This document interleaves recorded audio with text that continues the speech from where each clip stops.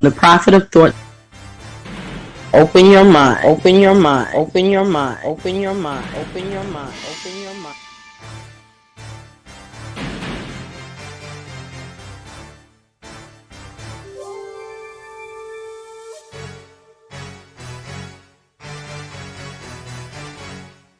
Open your mind. Open your mind. Open your mind. Open your mind. Open your mind. Open your mind. Open your mind.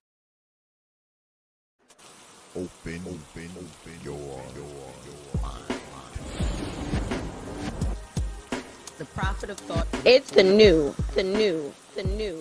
dark exodus live. D.X.L.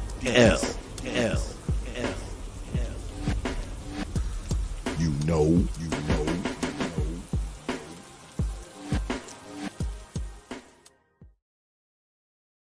Open your mind.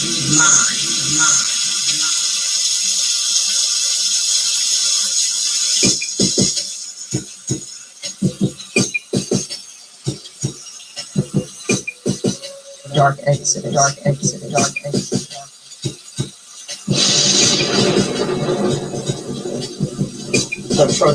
The protest. Dark exodus.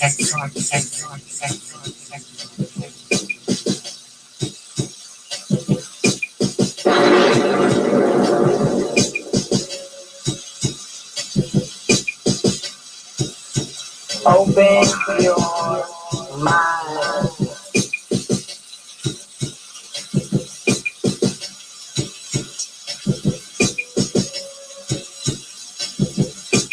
You know.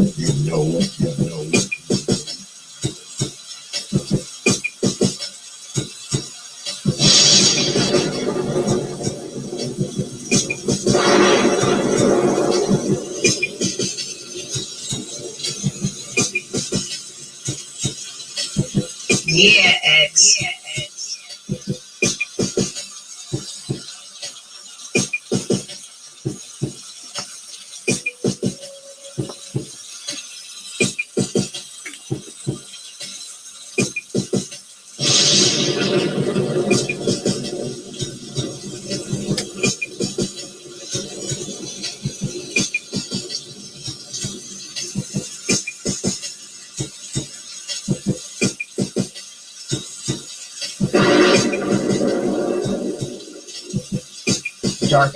Dark exodus. You know.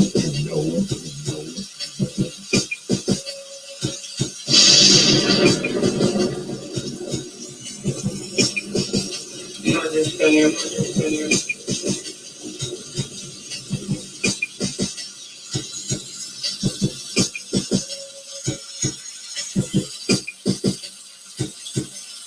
Yeah, X.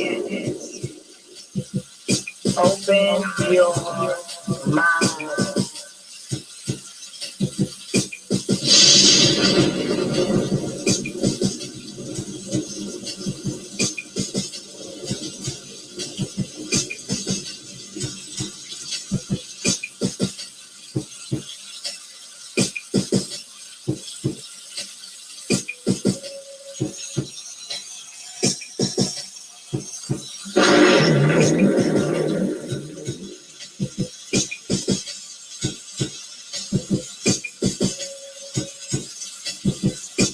You understand?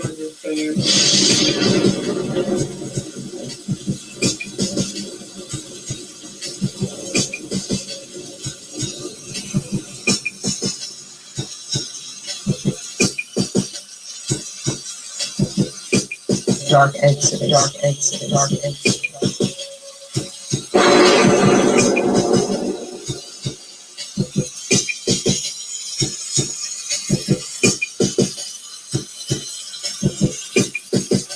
Yeah, X.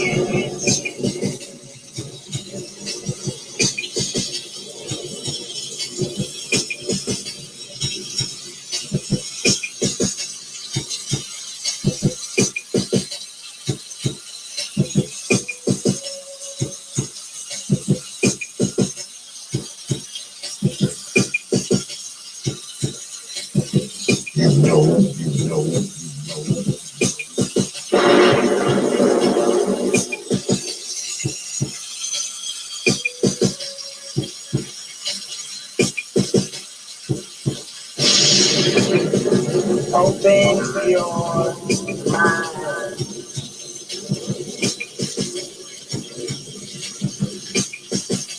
You understand?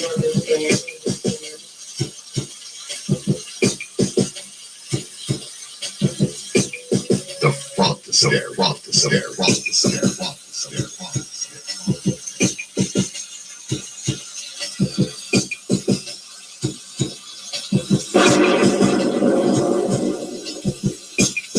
Dark and Yes. You know.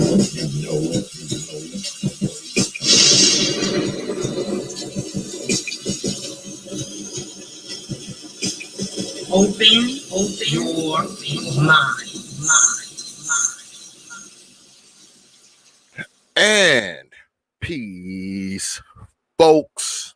Welcome back to another edition of the Proper Thought series right here on the old T.P.O.T YouTube page. I'm your host, X, of course, but you knew that already. That's why y'all black ass is here. Now, tonight, we're doing something really, really serious tonight. We're going to be talking about little Natalie Wallace. We're going to have her father here tonight. Brother Wallace should be joining me in a few minutes. I just spoke to him on the phone, so he should be here momentarily. But before we get started, like always, I want to thank you good folks for your support, man. Your likes, your shares, your subscriptions, your views, and of course, your hard-earned pennies, nickels, dimes, quarters, and 50-cent pieces, because you don't have to do it. You don't have to support this channel. You don't have to watch these streams. You don't have to share. You don't have to like. You don't have to subscribe. You don't have to do any of that. But you choose to do so. You good folks choose to do so. And for that, I'm thankful. I'm humbled. I'm honored. And I'm appreciative, man, of all you good folks out there. All you good folks right here in this here chat right there. I'm very appreciative of all of you, man. And I thank you, man, because I know without y'all, a lot of this stuff wouldn't be possible. I would have no real reason to do this. But I do this because y'all continue to support this. And as long as you support it, I'm going to continue to do it. And like I always say, I don't say it to kiss your butts. I say it because I mean it. And I mean it honestly. All right. I thank all you good folks, man, and it's always good to be up here with you. All right. So let's get at it. Like I said, Brother Wallace should be joining us momentarily. I just spoke to him on the phone about 15 minutes ago, and I appreciate that super chat, Brother Bernard. Good look on that, man. Appreciate that, brother. Super chat before the show even start, because see, that's the kind of folks that come to the old T.P.O.T YouTube page, but before Brother Wallace gets here, maybe y'all don't know. Well, what's good, Brother Stoic? One of my true followers up there. I see you up there, Brother DJ Moss, Brother Liam. If y'all not familiar with little Natalie's story, Natalie Wallace was murdered July 4th in Chicago. She's one of many children who were shot during that time period. I think I showed y'all these photos the other night behind me here. And all of these children, man, were 7 and 6 and 8, man. Babies. What's good, Brother Ricardo? I see you up there, brother. Babies, man. We got to stop this shit, man. We have to stop this stuff, y'all. I mean, I know we get up here and, we talk about this and that, stuff that doesn't really matter, man. But these little babies up here, man, they matter. They mattered. Lives, man, taken away before they even really started. And I think we need to start talking about this stuff more, man. I know y'all get tired of hearing me say these things about these children, man, but look at these little faces, man. Just look at them. We got to do something about this, y'all. And that's real. I think Brother Wallace is here. Hey, what's good, Brother D.X.L? I see you up there, brother. I think he's here. Let me bring him up. Peace, Brother Wallace. Yes. How you doing? Hey, what's going on, brother? Nice to finally get you up here. Yeah. First and foremost, before we even get started, you have my condolences, man, for your baby, little Natalie, man. I can't imagine what you're going through, brother, right now. We're not going to pretend to know, but we got you here tonight, and we want to hear your story. We want to hear little Natalie's story. Whatever you want to tell us, we want to hear it. Okay. Yeah. Let me just start off saying this: like, things in Chicago need to change. My daughter was innocent. I mean, she doing what kids do out there, just playing around. I got my other kids with me. We just came back. Being around your kids and stuff and noticing like one is not there, that's gut wrenching, and it hurts me. I know it hurts my kids too. I mean, everything around us, everything with us is different now. Like, I don't even know how to explain it. It's just so hard. I mean, if you see your kids sleep at night and then one of them not there, I mean, that it hurts you. It hurts you. And I go crazy every day. I mean, it's not a day that don't go by that I don't think about her. Only thing I can do now is just stay strong for my other kids. And I have my second oldest. You want to come in and sit down with Daddy? Get her up there, baby. So, and you're a single father, right? You're a single dad. Yeah. So it's kind of hard because my daughter right here, this is my second oldest. She had autism, so everything with her is like 24-hour care. There's a lot of things that weigh down on me. It's hard, but yeah, baby, get on.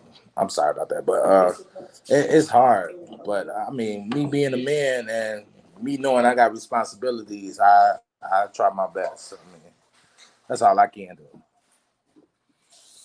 Well, tell us about little Natalie. We want to know about little Natalie. Right. Natalie, I mean, she was loving. I mean, she loved to sing. She loved that movie Frozen.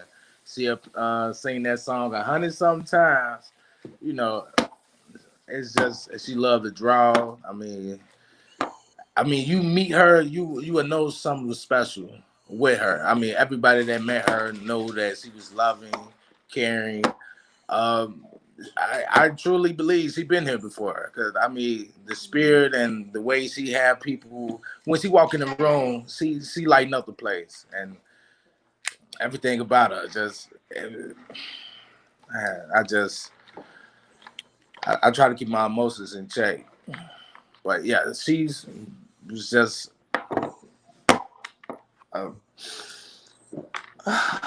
she was real loving, man. It's just I'm sorry. It's just No, you don't have to apologize, brother. We here for you. You don't have to apologize. We are here for you. You don't have to apologize for anything. I know. To know her is to love her. She was she was a gentle person. And I mean, couldn't nobody say nothing about it. She always listened. She was getting good grades in school. I mean, why a life like that had to be cut short for nonsense, you know. And every day I think about why, you know, that God let something like that happen. Even though I know everybody say that everything happened for a reason, but I mean that's something that, you know, I still question to this day. And Well, let's talk about what's going on in Chicago right now. I was telling my audience earlier that little Natalie is one of many children who yeah, this has happened to. You see behind me, I have 3 other children along with little Natalie here. yeah. What's going on out there? Like, I mean, this Uh, stuff pisses me off. I mean, I'm just pissed. All right, I'm just pissed. I mean, what is going on in Chicago? What's happening there? Chicago is a war zone. I mean, kids not just kids, but I mean in general, everybody. You're not safe as you outside, you're not safe in your own home. I mean, where's you gonna be safe at? You get what I'm saying? At Chicago, murder rate is going up. What we need to do is get these guns out these ignorant people's hands that don't need these guns at all. You get what I'm saying? It's crazy how you can walk down the street and get a gun with no problem. That should be one of the hardest things to get. You get what I'm saying? Man, it's just messed up. I mean, anybody in Chicago that see the violence, I mean, everybody want to move. It's just sad. I mean, you buy a nice place to stay at, and your own kids can't go outside and play in the front. Like when I was growing up, we didn't have that problem. I could have walked down the street to the store. It wasn't all this senseless killing. I mean, nowadays, I'm pretty sure some got to be in the water, some got to be in the air that do things like this. Because this is number nonsense. Yeah. From what I understand, the people who are responsible for this are now in custody, right? They Yeah, are in yeah, custody. yeah. So I thank God for that. What's up, little man? So, I'm assuming that you'll attend their trial if there is one. Oh yeah, most definitely. So, if what makes what do you? Let me ask you because you're there and I'm not. Yeah. What makes it so dangerous there where you are? Like, is there a lot of drugs? Is there a lot of gangs? Is there a lot of what? What do you think is contributing to all this stuff there? What do you think is making this happen? Um, for one, I truly believe it starts at home. Like there's a lot of young people out there that's not being raised by somebody older. Like they basically raising themselves, that they out there in the streets, so they're having the streets raise them. And a lot of times that the kids just need guidance. And everything that's going on out here, I mean, it's a lot. It's dangerous. I mean, you can be walking down the street and bullets just get to flying out of nowhere, and that's real sad to be in a community with mostly blacks and this to happen and to have kids dying on a regular now. Like this is crazy. That's another pandemic. This is something that's keep going now. Like me seeing it on the news, me seeing one child die, and then it's like over and over. You steady see things happening to the kids, to the women. And I'm like, when is enough gonna be enough out here? You know, I mean, it really pisses me off. I was sad at first when everything, you know, went on.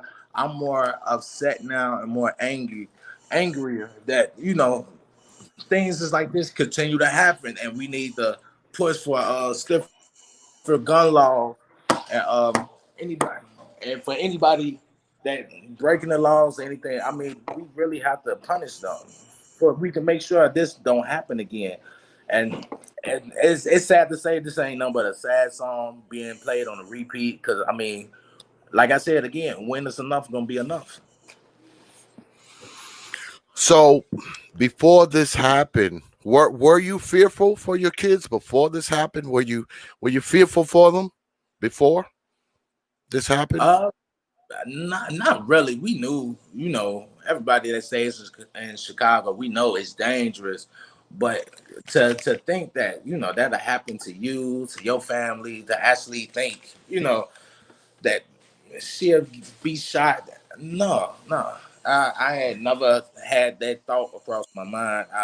That day on the 4th when she actually was killed, I was more worried about her getting hit by a car that day because she kept running across the street, running back and forth from the grandma house to over there to the field where we popping fireworks. And like I said, I never thought in my wildest dreams that something like that happened.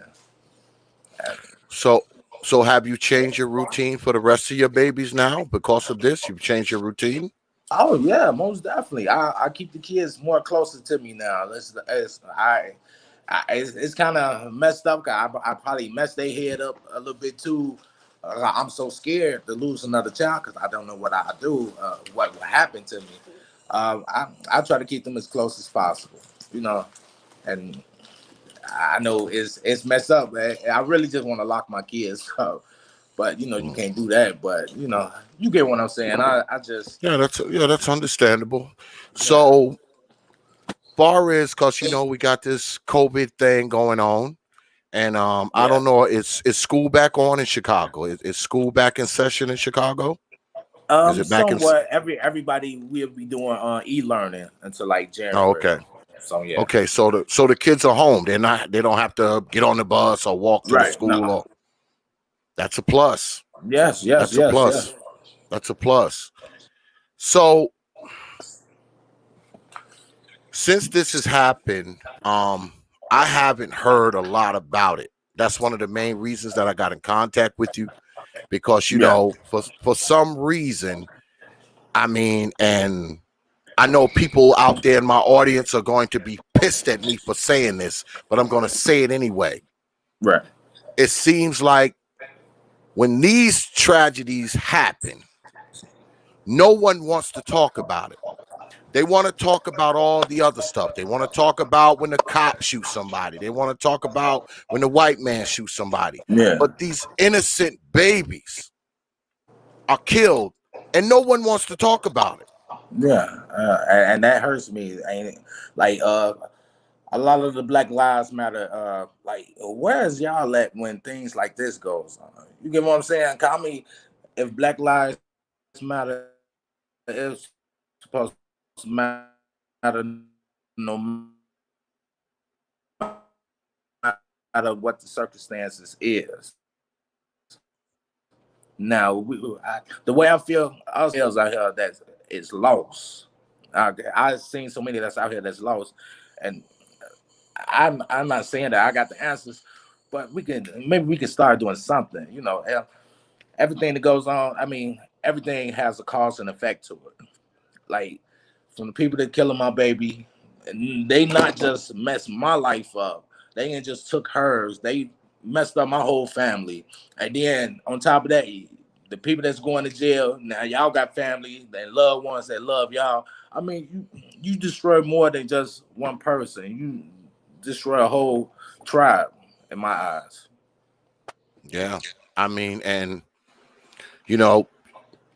I look at it like this, and this pisses me off, because see, any person who could do this, man, Yeah. to these children, I Have mean, no heart. they're the worst of the worst. And now these babies are gone, and we're stuck with these fools. Yeah. It's not a fair trade. No, not at all. It's not a fair trade. We're stuck. Even if they go to jail for the rest of their life, guess what? We're still stuck with them. We're still taking care of them. Mm-hmm. Our taxes are going to take care of them for the rest of their lives. Right. And meanwhile, somebody small and beautiful with potential is gone, and we're stuck with these people who were never going to end up to be anything. Anywhere. Yeah. And They were never going to end, because anybody who can do this to these children, man, these people were never going to be about anything. yeah. Never. They weren't. But the Black Lives Matters, like you say, and all these other folks who are marching and preaching and doing all this kind of nonsense, have any of these people been in contact with you? No. That's a couple people that reached out to me, like Cynthia Williams. She always been reaching out to me. Don from Bill, the organization. She and her organization's been looking out for me. I mean, they've been reaching out, therapy. I mean, been connecting me with other parents that lost, their kids and stuff, and me talking to somebody about my feelings is one thing, but talking to somebody that actually knows my pain and knows what I'm going through, I mean, that it makes me feel a little better talking to them. But yeah, as far as that, no Black Lives Matter, and I mean, nothing ain't reached out. I mean, it's crazy. It's crazy how all these politicians and stuff are sitting here and say, you know, we gonna help you and this and that, and promise certain things, and then like I said, it gets swept under the rug. Like it was something important today, and then a week later, nothing. Like, all right, it's over with. Like I said, everybody that been sending their condolences and everything, I appreciate so much. I've been going through so much pain. I'm literally, like I've said, I'm just here because of my kids. You know what I'm saying? Like, it's no rule book on how to handle something like this. Nope. And it's I just, mean, yeah. and I have to give you some respect, brother, because you have other kids that you got to take care of, and Yeah. you got to stay up for them. And man, you seem to be handling it well, man. I saw you. I saw a couple snapshots of you, and I saw that little tiny clip that they did of you on the news. Yeah. And Yeah. I mean, you handle it well, brother. I mean, kudos to you, man. Because I know me, I would be a wreck. Yeah. I'd be When it, inconsolable. I wouldn't be able to nothing, right. Yeah, I nothing. feel you. I'll be the same way. It's just everything. I don't know. And things hit me kind of different. Like when my daughter, me on the way to the hospital, I'm still trying to register it in my head. Like, like this can't be true. This can't be true. Even now, it don't fully hit me. Um, until like late at night, I'm by myself, and I can kind of let my emotions out by myself. And like I said, I have my kids around. I can't be moping and crying and my kids. And like I said, my daughter, she don't talk anything. And at any given time, she'll, get up and want to do something. I gotta keep a strong head on my shoulders. And all I can do is just take it one day at a time. Well, we black men. That's how we do things, man. Right. We black men. And you a brother, you a single father on top of all of that. I Yeah. can't say that enough. You are the parent. You're the Yeah. I'm parent. my man, daddy. Yeah. So. You're the parent. Um, I have a friend in Chicago. Well, actually, I have a few. Do you know Tamar Manasseh from No. Mask? No, she ha- No. she hasn't been in contact with you either. Uh, Um, I'm not 100% sure on that. But it been so many people reaching out to me. It's a lot of people I didn't.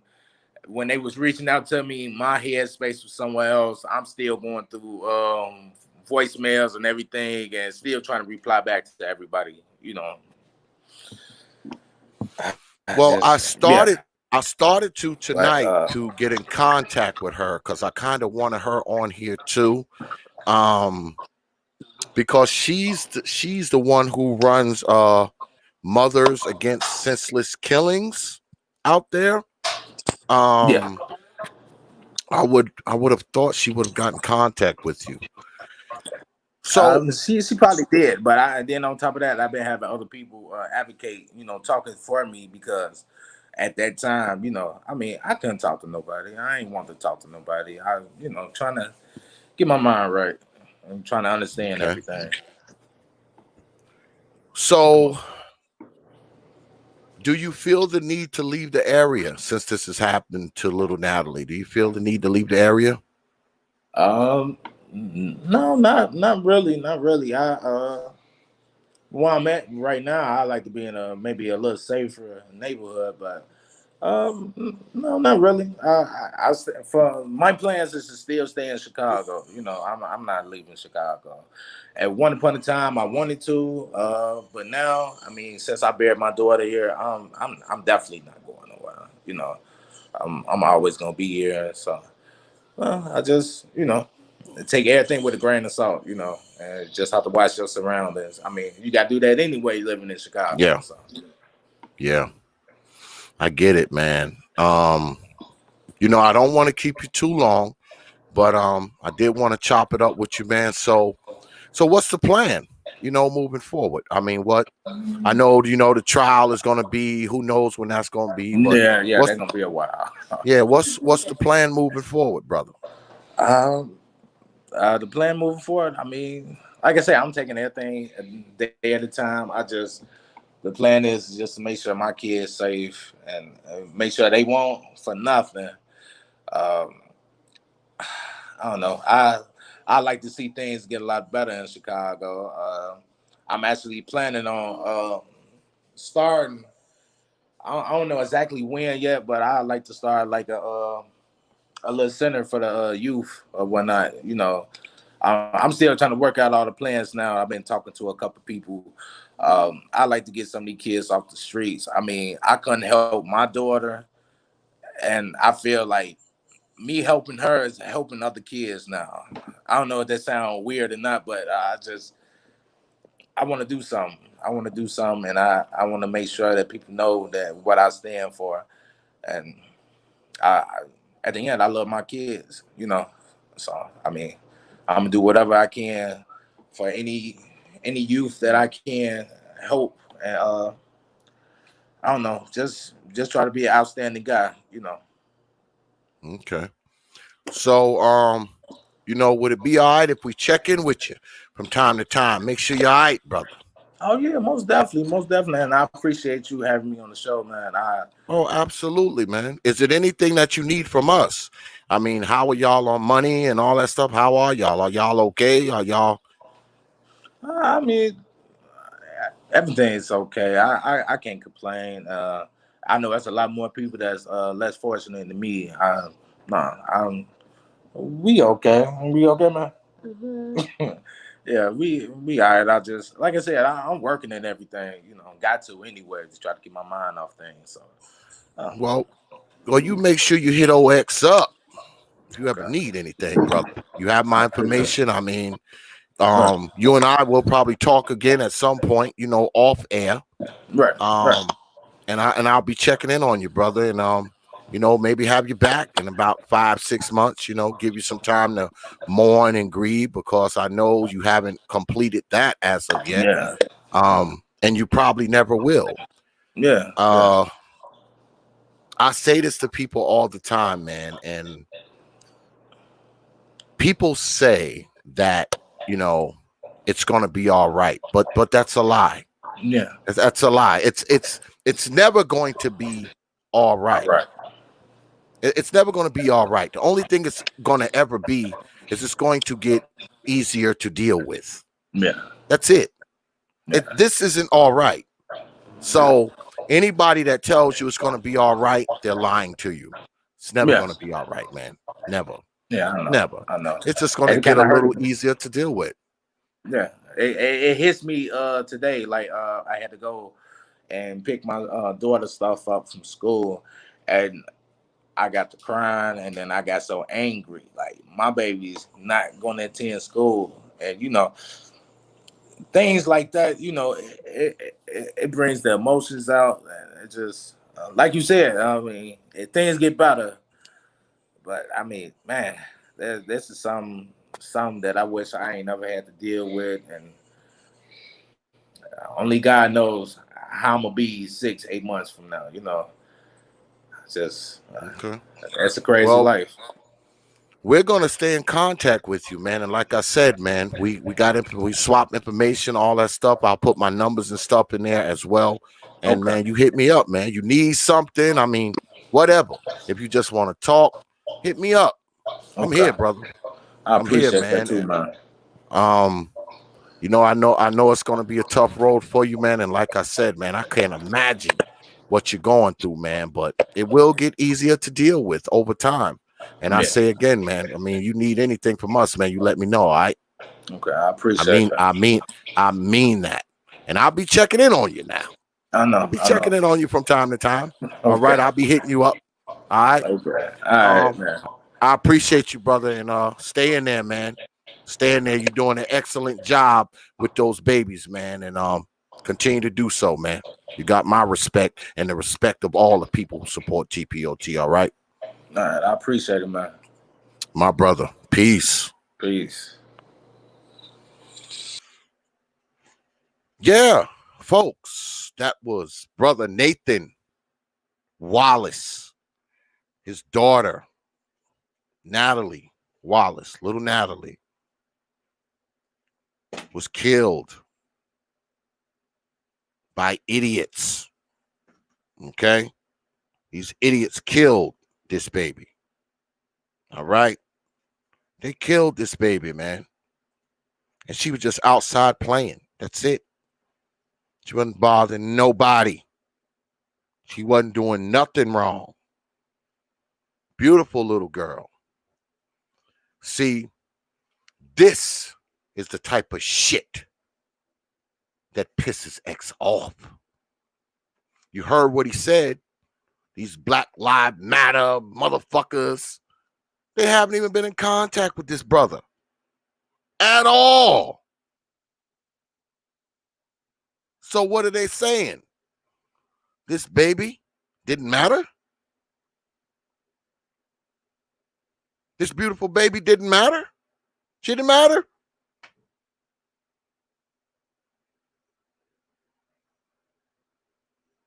But all these other Negroes in the street matter, right?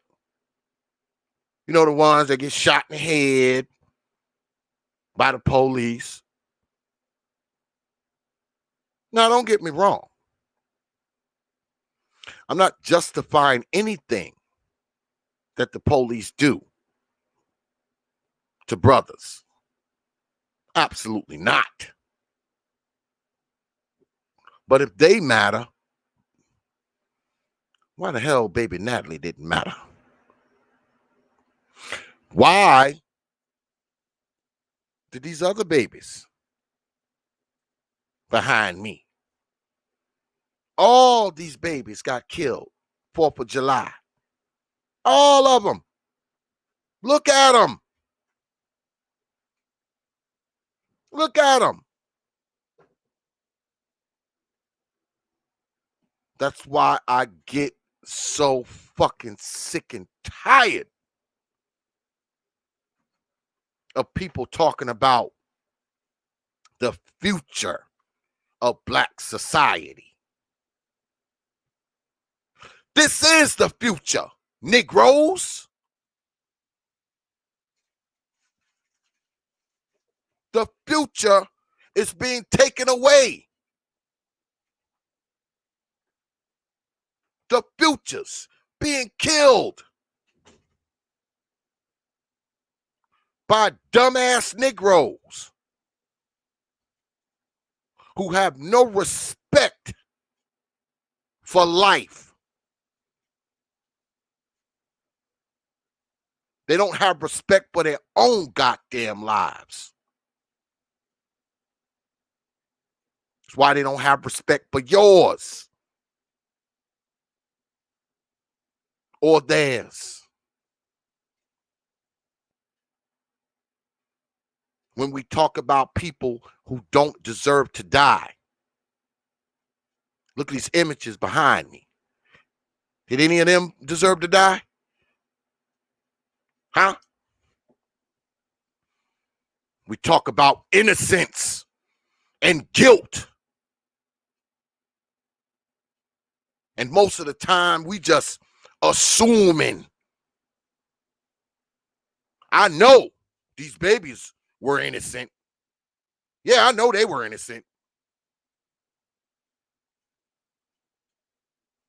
There's nothing they could have done to brought this fate on them. Nothing. So I don't want to hear this crap about innocence. Who's innocent? Oh, they were innocent. They didn't deserve to die. They didn't deserve to get shot. Ain't that something? These babies didn't deserve to get shot either. They didn't deserve to die. But how come your Negroes ain't talking about this?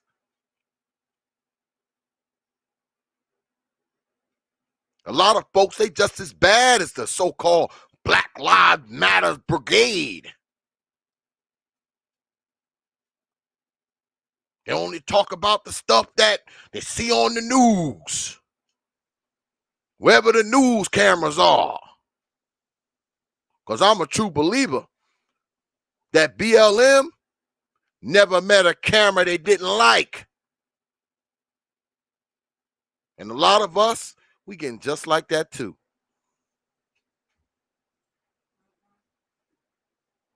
I bet you most of y'all out there probably don't even know who these kids are.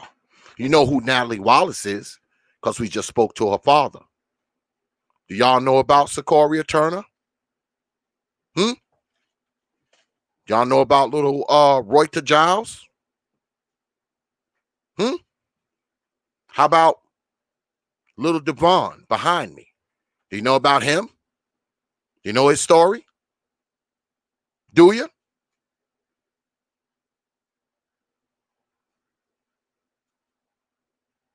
You wonder why we get so mad at black folks. Now, don't get me wrong.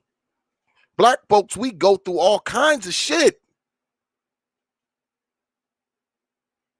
Shit happens to black folks. I get it. But if we going to be jumping up and down, hooping and hollering and screaming and painting all this shit on the highways, we're going to be doing all that? When the police shoot somebody, I want your black ass doing it for Sequoia. I want your black ass doing it for Reuter. I want your black ass doing it for Natalie. I want your black ass doing it for Devon too.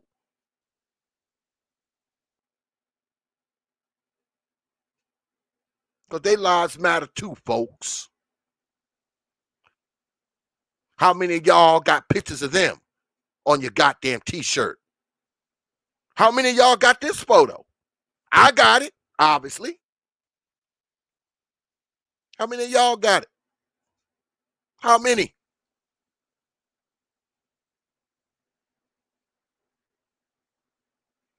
I'm sick and tired of this shit.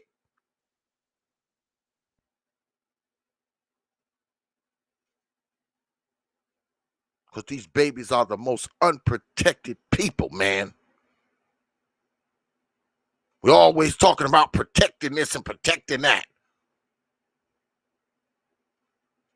These babies needed our goddamn protection. These babies are the most unprotected. And then it's like they need protection from the white boogeyman, the white power structure, the KKK, the Aryan Nation. No. They need protection from other Negroes. Because every single one of these babies that you're looking at right now was shot dead by some dumbass, miscreant, good for nothing, never gonna amount to shit Negro.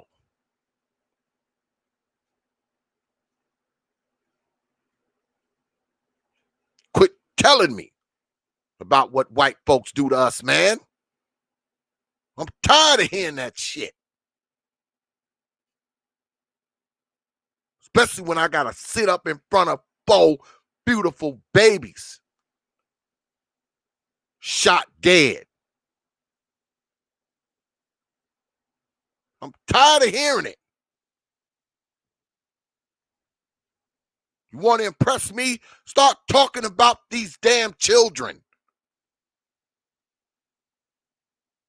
I do it. I do it all the time. But nobody's got anything to say about their lives, right? Right? All you black future folks. All you black power folks. This wasn't black power? These babies weren't black future?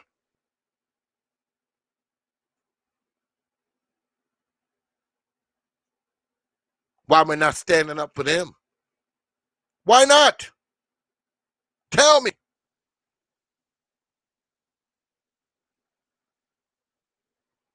Put it in this damn chat. Tell me why we're not.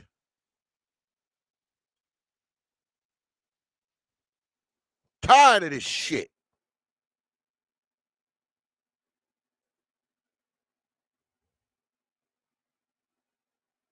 Tired of this shit.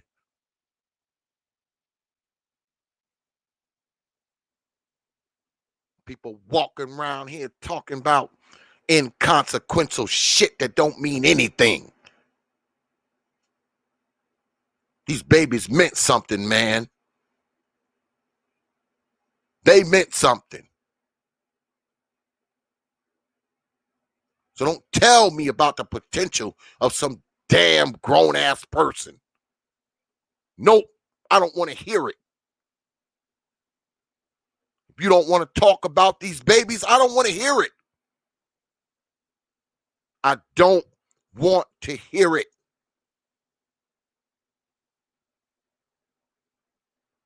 I'm getting tired of hearing about people, oh man, well, what we got to do in the future. What we got to do is protect our damn future. That's what we got to do. We need to be protecting our future. Protecting our babies like this, who rely on us to do what's right.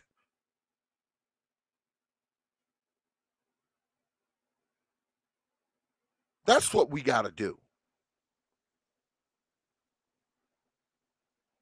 And for all you Negroes out there who walk around with your guns, just shooting at folks haphazardly. What's wrong with you fools? What's wrong with you? I remember it was a time when if you was going to pull out a gun, you would make sure there was no old folks around.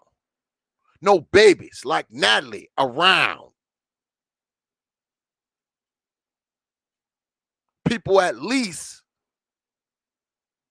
had the decency and the wherewithal to be like, hey, we ain't going to do this. Babies are in the vicinity. Now you fools, you don't give a shit.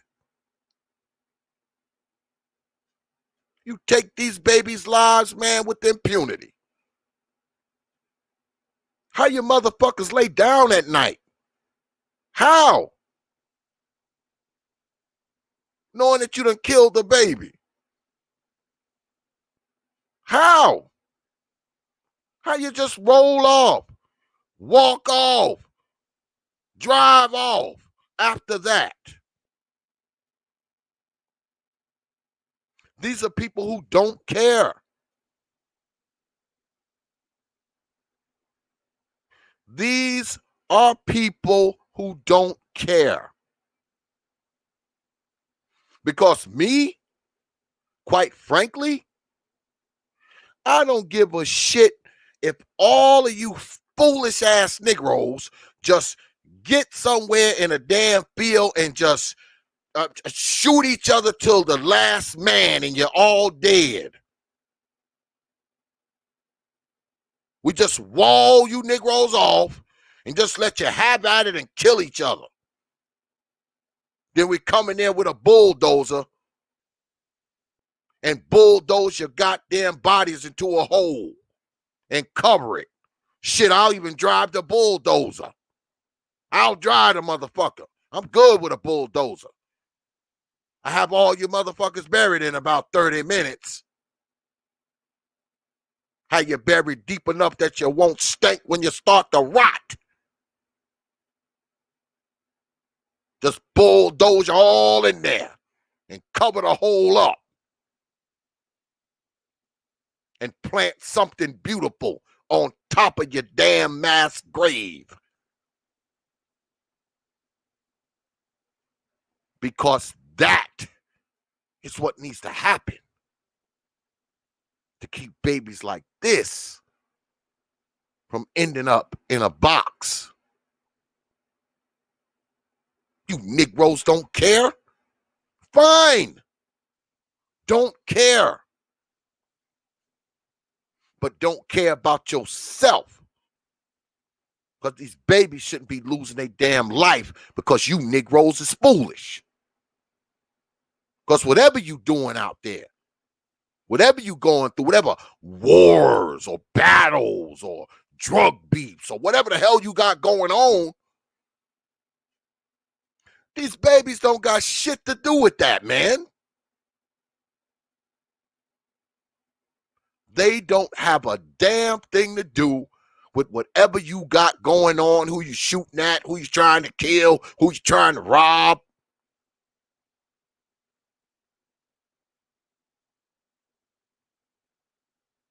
Like I said, I'm sick of this shit. I'm sick of Negroes acting like this is nothing. This don't matter.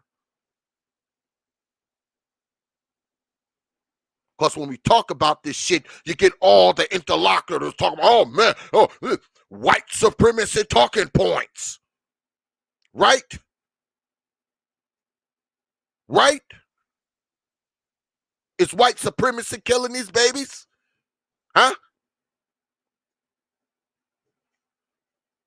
Is the white man killing these damn babies? Huh? Is it white supremacy? Or is it black apathy?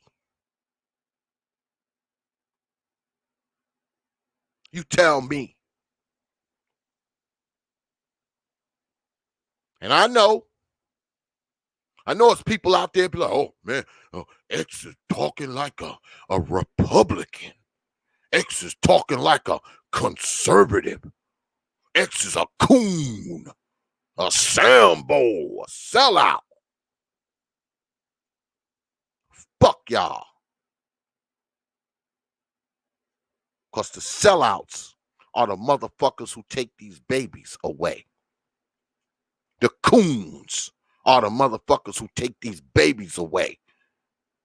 They're the coons. They're the ones hurting your future. They're the ones killing your babies. They're doing it. It's not the white man. It ain't Donald Trump. It ain't Mike Pence. It's not. It's those Negroes you live around every day. Those Negroes who disregard anything outside of themselves. They don't care, man.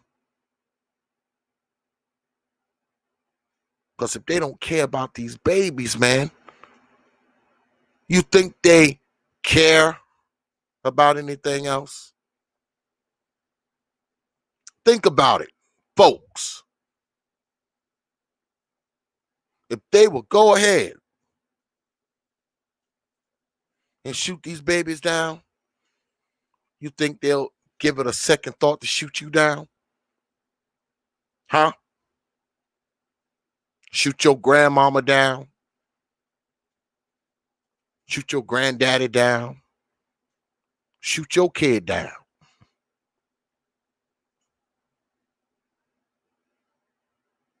If they're willing to take the lives of innocent babies, you think these folks give a shit about anything else, man? Huh? You think they give a shit about anything?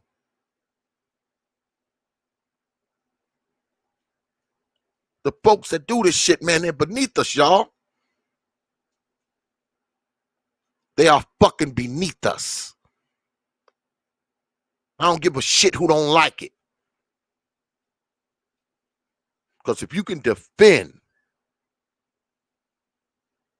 the fucking people who do this shit, I don't know about you, man.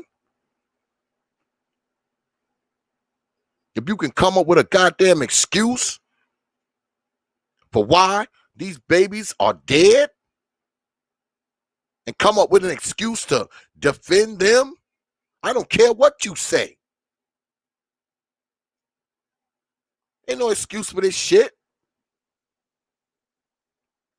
None of this is justifiable, folks. None of it. This shit pisses me off to my very core.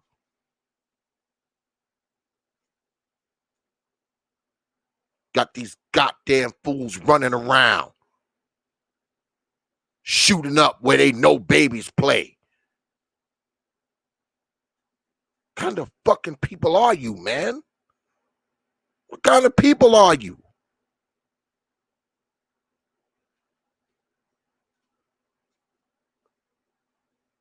No way do I include these fucking people when I talk about black folks. These are the people you don't want anywhere near you.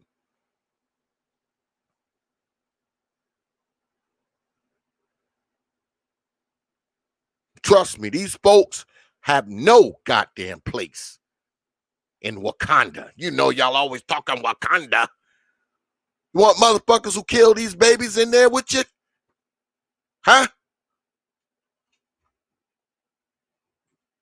If you build a black city, if you have a black town, if you got a black state, guess what? You don't want the fools who killed these babies there. What good are they going to do? What purpose are they going to serve? Somebody please tell me.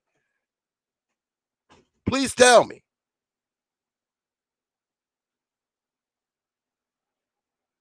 Goddamn Negroes. You like shooting so much. Why don't you Negroes go join the military? Why don't you go join the military? Go fight some wars. Go fight some wars. But you don't want to do that, do you? No. You want to stay in the hood and shoot at 7-year-olds.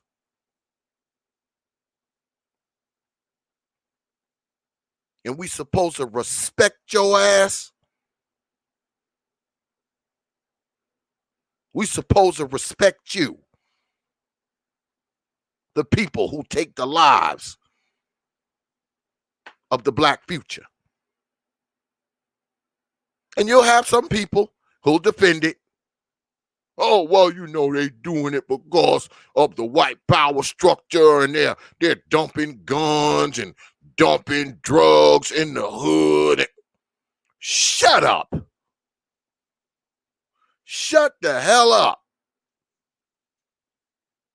I don't give a shit if a motherfucker dump a truckload of goddamn guns in front of my house right now. I ain't gonna take them and go shoot a 7-year-old.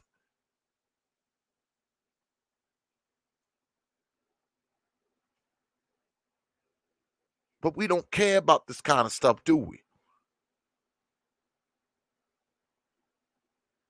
We'll get up here for hours and talk about what the white man do. White man killing us.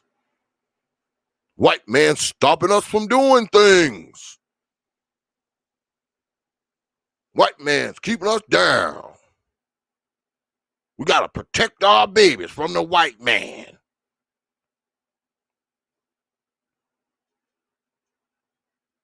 We're protecting our babies so goddamn much from the white man that we ain't even paying attention to the goddamn boogeyman and the monsters right next door.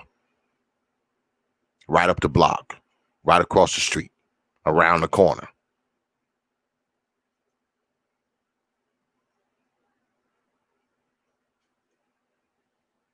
When are we going to snap out of this, folks? Too many damn babies getting shot and killed, man. Too many. Too many. And it's like no one cares.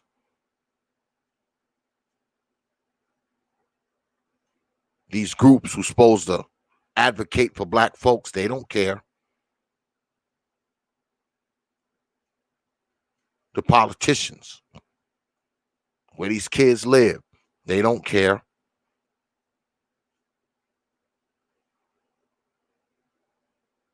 I get that.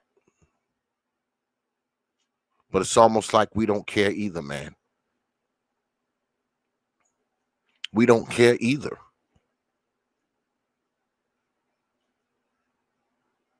Doesn't matter. Charge to the game, right? This we charge to the game.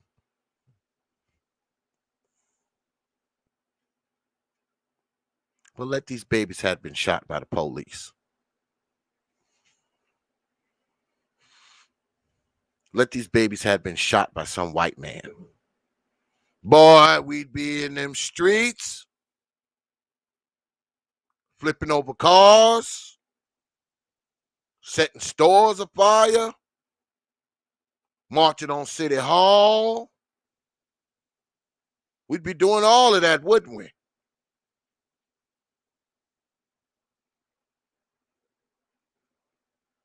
We ain't burning shit down for Natalie, though, are we? We ain't flipping over cars for Sequoia, are we? We ain't marching for Reuter, are we?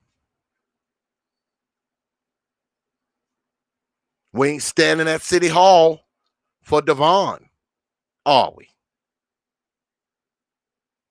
Not important enough, right? You know, our selective outrage kicks in once again. See, our outrage is selective. We only outrage when white folks do shit. But when them idiots that some of us raise do this shit, charge it to the game. Charge Sequoia to the game. Charge Reuter to the game. Charge little Natalie to the game. Charge Devon to the game. Right?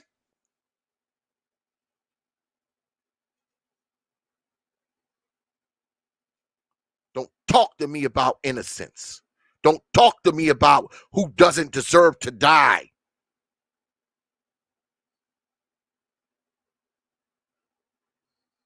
Next time you say that shit, you better be pulling up a picture of these babies. I ain't trying to hear you. Because we know they was innocent. There's no doubt about it. We don't have to question whether or not they were innocent. We don't have to think about it. Don't talk to me about that shit anymore. I don't want to fucking hear it. I don't want to hear it.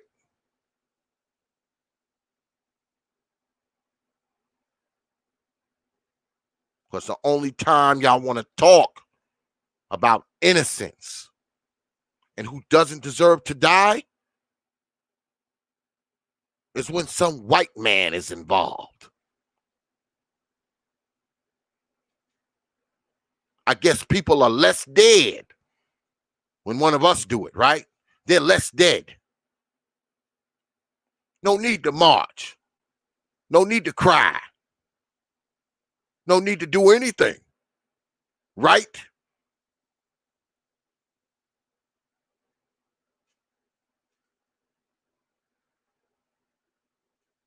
Sick of this shit. I'm tired. Tired of hearing about it. Tired of seeing that shit come across my ticker. Tired of seeing these stories in my damn news feed. And I'm tired of nobody talking about it.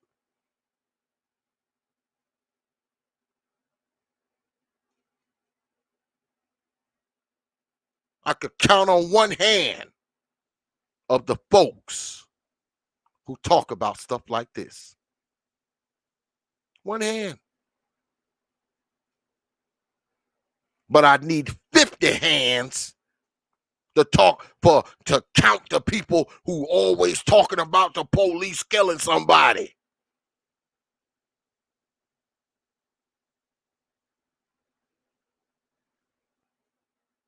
But when it comes to these babies, we don't have any conversation.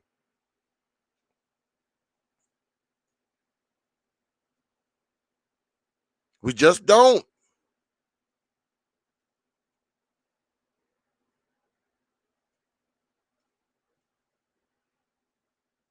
Pisses me off, man.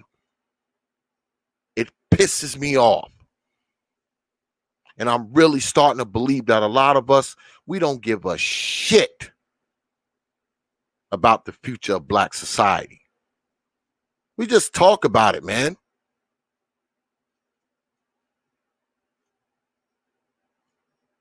Because when you think about the future of Black society, man, these babies are it. They are the future of Black society, are they not? I mean, I ask that question all the time. Are they not the future of our society? These little tykes. They are the most unprotected people in Black society. I don't give a shit. I don't give a shit what y'all say. I don't give a shit. They're the ones getting beat. They're the ones being neglected. They're the ones getting abused, molested, killed. So the next time y'all talk to me about the most unprotected people, if you ain't mentioning these babies, I don't want to hear shit you got to say. I'm sorry.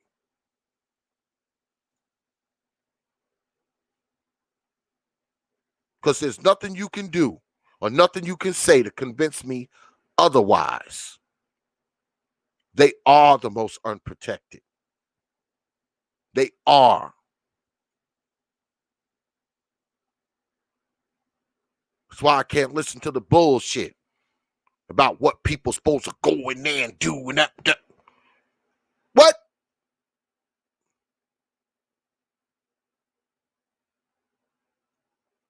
What we need to do is to get rid of some of these fools walking around here with guns killing these babies. How about we start there? You want to talk about building? You want to talk about fixing?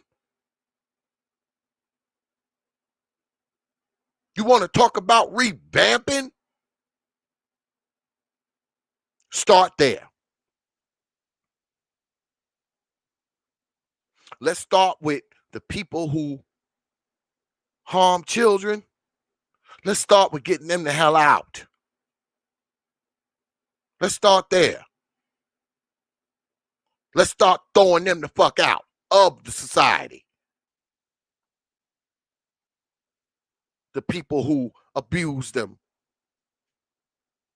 neglect them, hurt them, beat them, kill them. Let's start with getting them fucking people out. Let's start there. Then we'll figure the rest out. I'm willing to figure the rest out.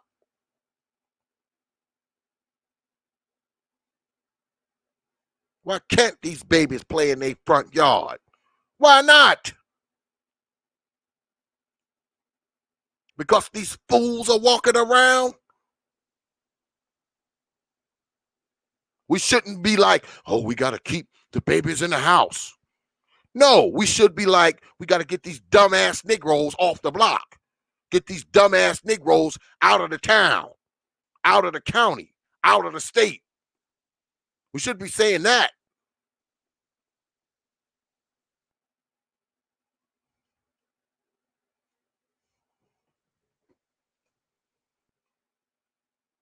But we ain't going to say that, are we? Nope. Because we want these Negroes there. Yeah, we want them there.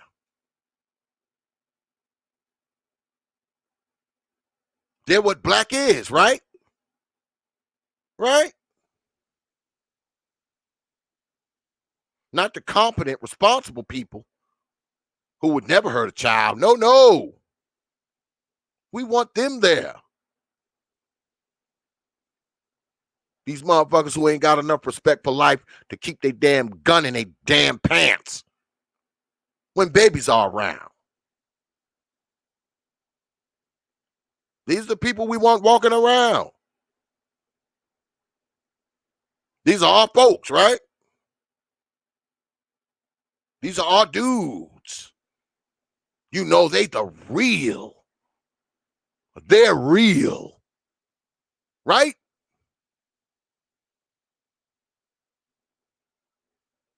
Spare me that shit.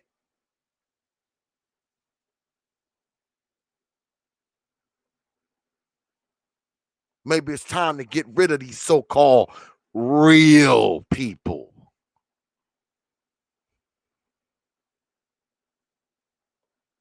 Because I think it's a damn good trade-off to get rid of them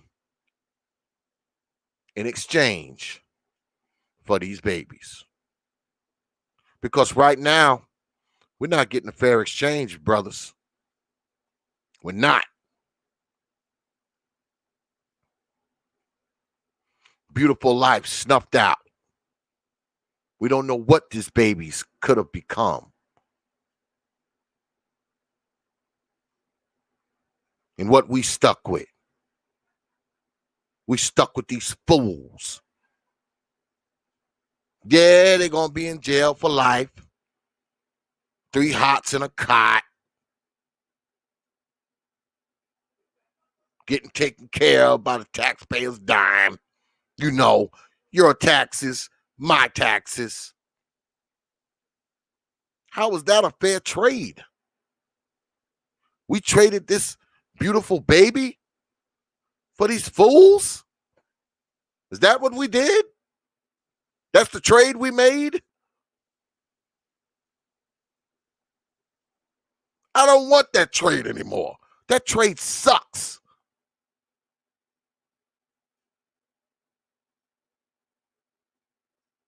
How about we get rid of them and keep these babies? It's not a fair trade, man. And I know I'm going on and on about this, but one thing y'all don't know about me, man. I've been in media for a while. Been on the radio and all that shit. But what really got me going, and it's ironic that this happened in Chicago, because what really got me into media was a little girl who reminds me so much of my baby. And I think it was, I don't remember, 2012, 2013. And she reminded me so much, man, of my daughter. And when I saw her, man, and read her story, I was like, this is just insane. This is insane. Y'all know this girl? Who knows who this girl is in this picture? Who knows who this child is in this picture? Any of you?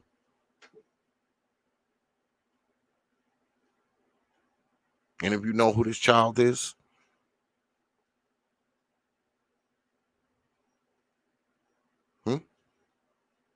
Any of you?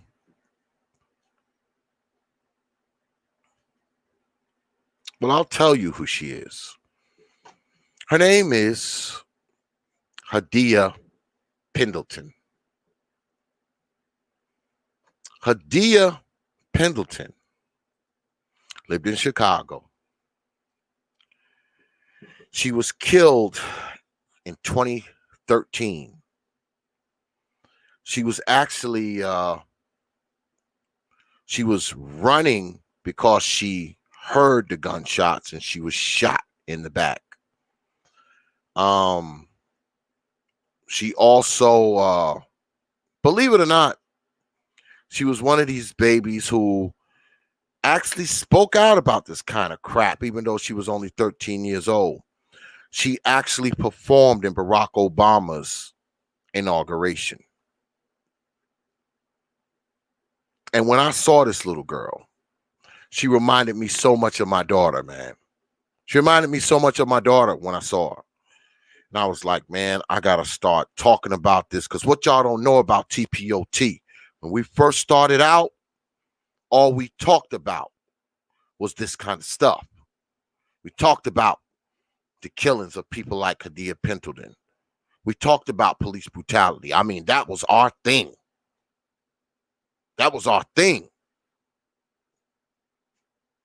That's all we did when we first started. Back in 2013, that's all we did. Police brutality, killings. That was the T.P.O.T. thing.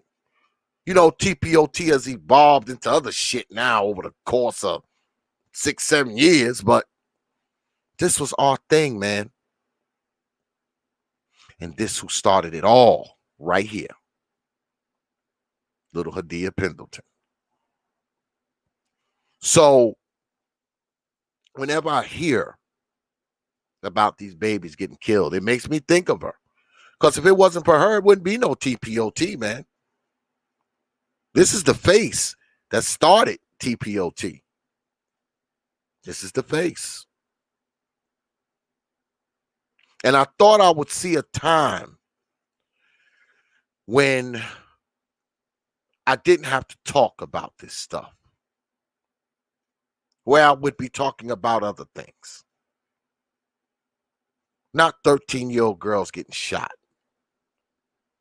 Not 7-year-old babies getting shot. I thought there would come a time when I didn't have to do this stuff, folks.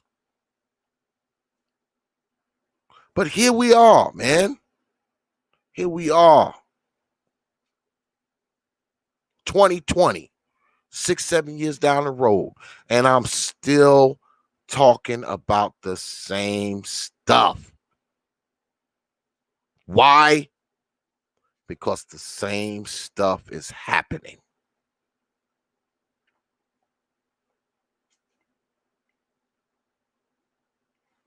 It pisses me off, man. I'm just, because I got grandkids. All right? I got a granddaughter. Same age as little Hadiya is. I got grandsons, man. Nieces and nephews. And I don't know what I would do if this happened to them. Well, I'd probably go to prison. I'd probably go to prison myself. Yeah, I'd probably go to prison myself.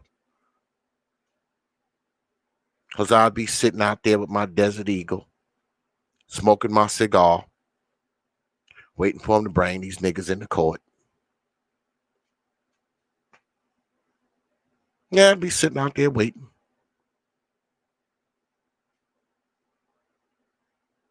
I wouldn't let these Negroes make it to the courthouse, man. They wouldn't make it to the penitentiary. They just wouldn't. I mean, I'm being honest. I get on out there, smoke my last good cigar while I wait for the cops to bring them on in.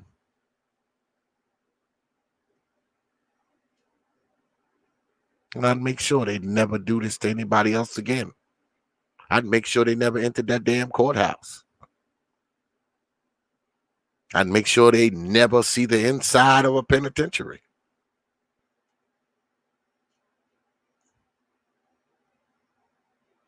I will put them down with the same impunity that they put these babies down. My babies, my grandbabies, my nieces and nephews.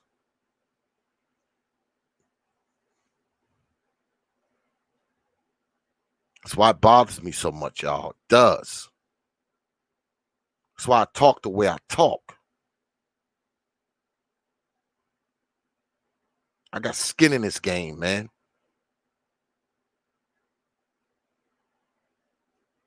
I got little tiny ones with my last name because they got it from me. Just like their pappies got it from me.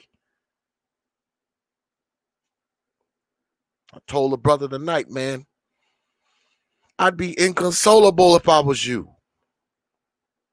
Because it hasn't been that long ago. His baby was killed on the 4th of July. It's been 2 months.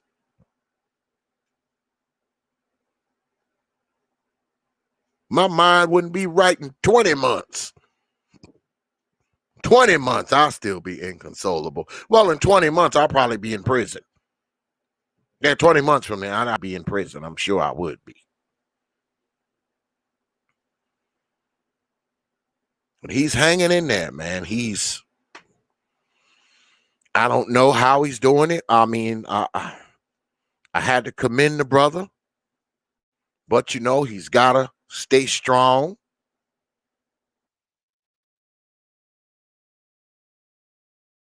What's going on with my damn computer? Shit, it's fucking up. Little drag there. What the hell's happening? Yeah, he's standing strong, man, and he's doing what he's got to do. You know, single father. Now I want to show y'all something. Because there's no pictures. But I want to show y'all this. Give me a second. Give me a second, folks. I want to show y'all something.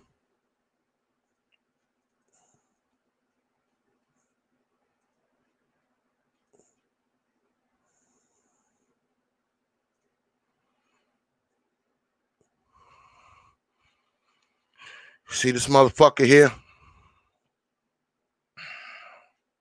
See him? This dude here was a getaway driver. Now, they tracked him down, and you see little Natalie behind me. They tracked him down by tracking a car down that he was driving, right? Now, I look at this brother and I'm like, okay, you didn't pull the trigger.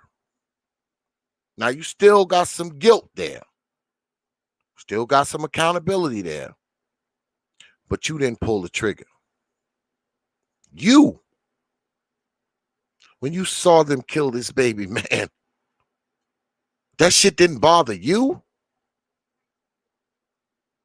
You didn't say to yourself, damn, these Negroes just shot a baby. These Negroes just killed a child. I didn't sign up for this shit.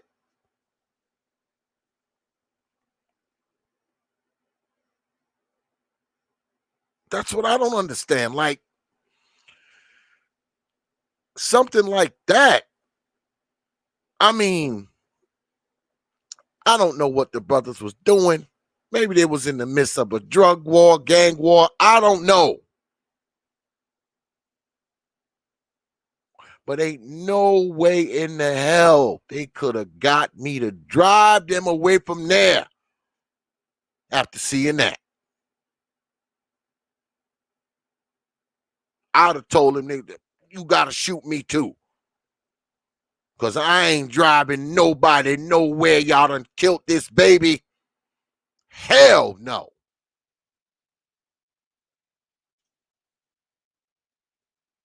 We just drove him out of there.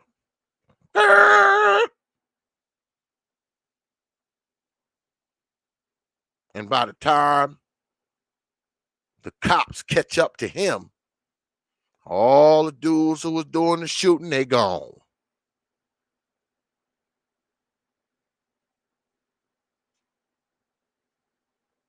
Now, from what I understand, they all have been arrested. I don't have any pictures of them. This is the only picture available. But even though he didn't pull the trigger, he just drove the car, this motherfucker should fry too. Yeah, he should fry too. That's what I think. This black ass should fry too. He's part of it. He's part of the reason why little Natalie's dead. He should fry too. Because not only did the Negroes who had those guns not give a shit about those babies' lives out there, neither did this motherfucker behind me. Neither did he.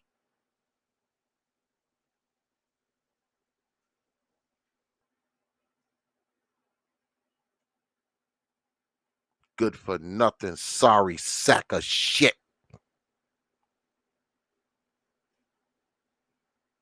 Motherfucker ain't worth that cheap ass motherfucking paint that's on that damn brick wall behind him.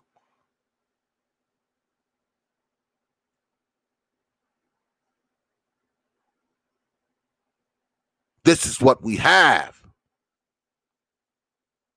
These are the motherfuckers in our neighborhood that motherfuckers like to take up for and advocate for.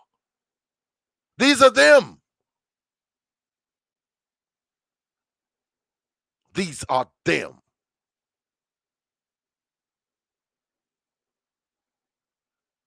We stuck with him while little Natalie's gone. That seem like a fair trade to y'all? Does that seem like a fair trade to y'all folks?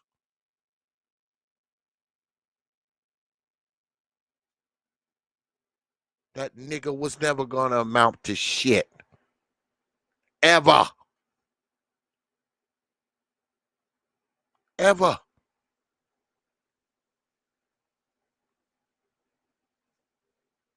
But here we are, stuck with him.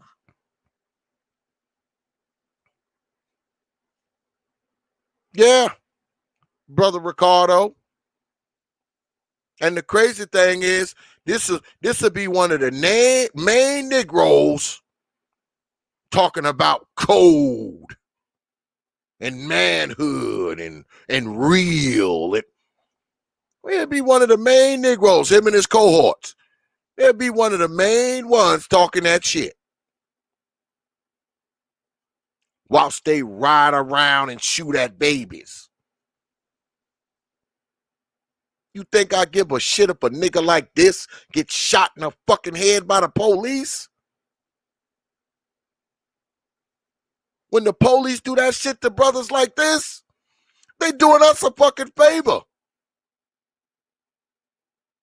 They're doing us a favor.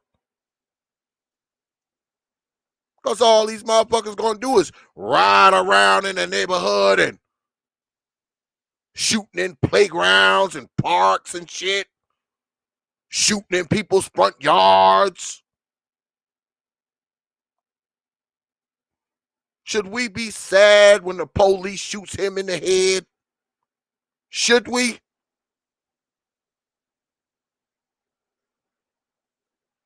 Because y'all know a lot of those murders in those cities go unsolved. Y'all do realize that, right? This probably ain't the first baby they killed. Probably ain't the first person that killed. And we supposed to jump up and down and march and do all this bullshit when they shoot this Negro in the head? Really?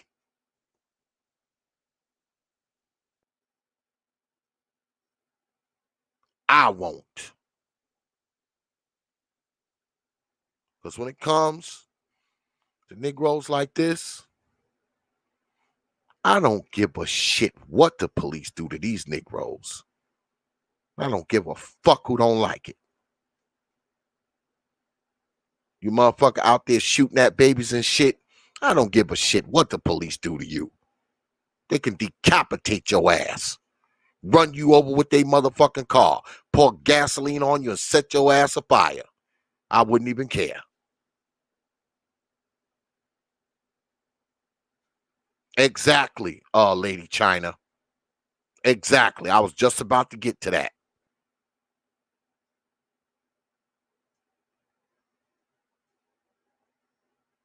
Motherfuckers like this who don't give a shit about kids. These are the type of dudes them hoes drag home, you know. Get him up out of his mama's basement or grandmama's attic and drag him to the house. And this will be one of the motherfuckers who touching on your baby. Yeah. They have no regard for life, man. They have no regard for these children. They don't even see these children as human. So you think it's beyond one of these motherfuckers to rape your baby? Huh? They'll kill your baby, but you think they won't rape her? Huh? You think they won't? I wouldn't march for one of these motherfuckers that the police are fucking assassinate, no matter what you tell me.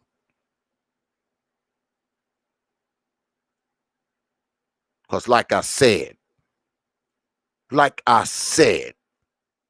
when the police get rid of one of these motherfuckers, they're doing black society a favor, man. You're doing them a favor. Me, I wish instead of the police killing people who aren't doing anything, why you ain't shooting these motherfuckers? Why you ain't shooting them? Why not? Maybe you shot a few of these motherfuckers, I wouldn't have this damn picture of these dead babies. Right? If they shot a few of them motherfuckers, I wouldn't have a mural of dead babies behind me. Right?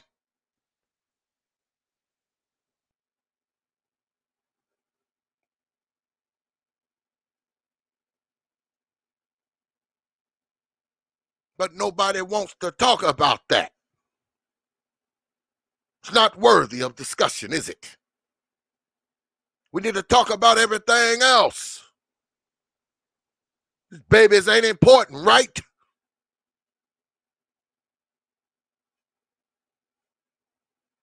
Don't tell me shit. Think I'm gonna stop listening to folks talk that black future shit, but don't want to talk about these babies getting killed left and right.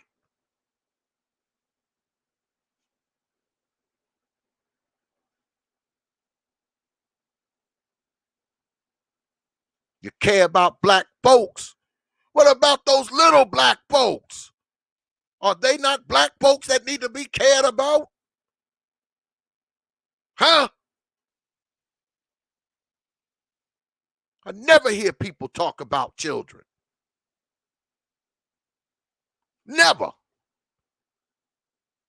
Dead or alive. Only person I've heard talk about children here lately is Brother Fantastic. We never have streams about children. It's like they don't exist. It's like we were never children. We're all born adults. And the black folks that are children, no need to mention them. Let's mention everything else.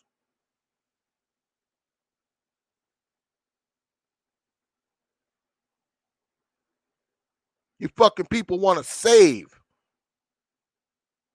black society.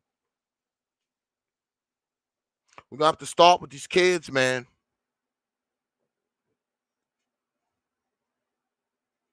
We're going to have to start with the kids.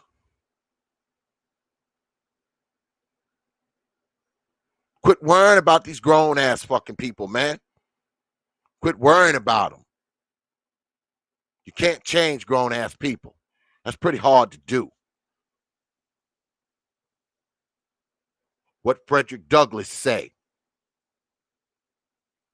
It's easier to raise strong children than it is to repair broken men or broken hoes, for that matter.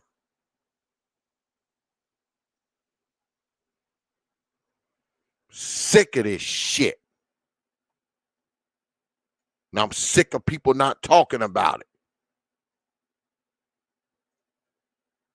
Talk about every goddamn thing else. I done ran it enough. Because if I ran anymore, I might get up and... But I'm going to put the link in the chat.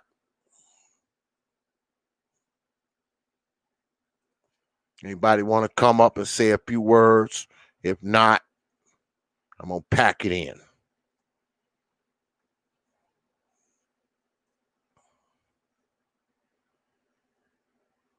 Like I said, I'm tired of this shit. And I want y'all to be tired of it too. I'm going to keep talking it and talking it and talking it till y'all get tired of it too. And I ain't just talking about the killings. I'm talking about the beatings, the abuse, the neglect, the fucking molestation. I'm talking about all of it. Every bit of it. I'm going to keep talking about it until y'all get just as tired of it as me.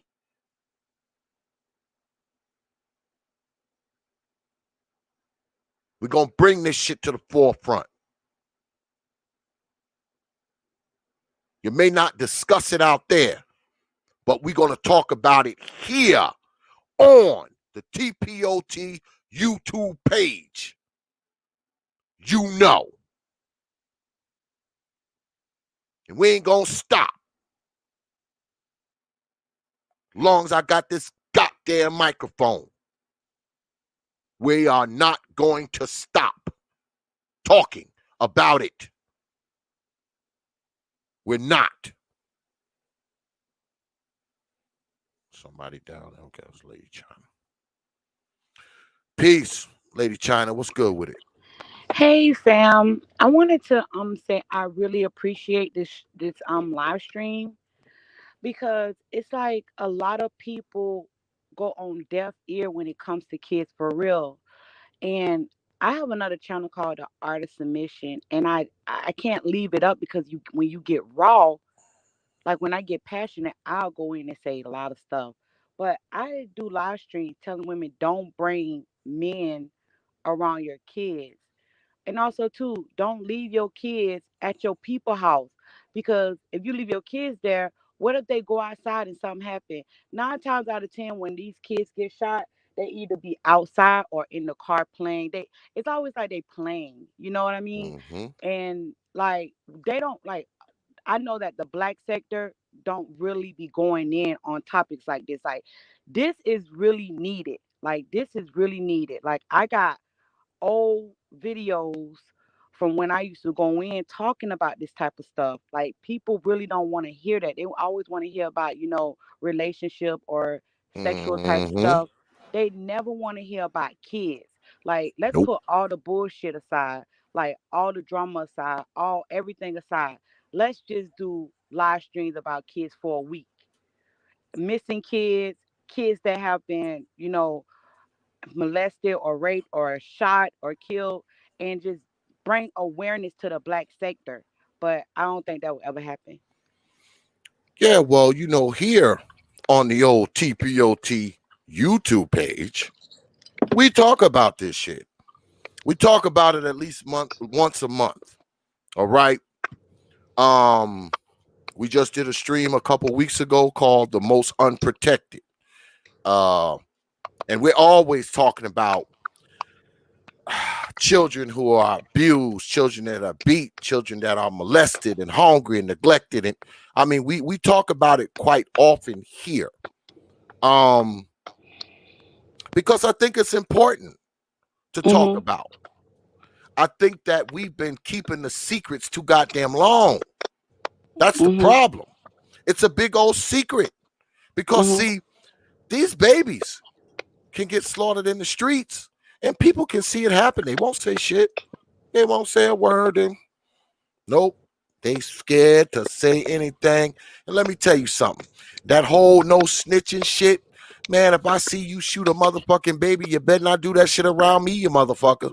Mhm. You better not do it around me, because, boy, I will tell them motherfuckers your height, your weight, your hair color, the color of your eyes, the shoes you had on, what you smell like, all that when it comes to these babies. Yeah. Because I don't give a shit, even if it means putting my own self at risk, Mhm. because these babies are worth it. And I'm gonna say something like where I grew up. Like I'm from the South, and it's very country, so it's like you have the whole. It's like we grew up on not telling. You know what I mean? Like if you told anything, like they'll look at you like you oomish. They call it oomish. You talk too much. Like you a child Mm-hmm. that's need to be. You need to get a whooping like that. Like not to say stuff like.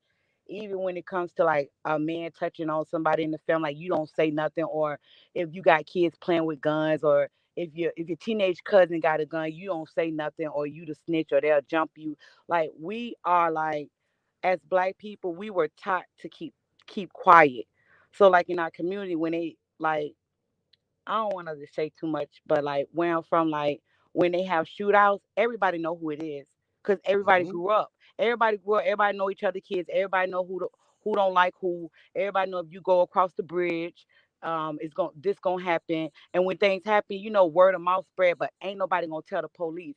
And it be so many shootouts, and people just refuse to talk because it might be their nephew, or it might be their cousin, or it might be my brother, or it might be my sister, like, or it might be my sister boyfriend or husband. So everybody gotta have tight lips.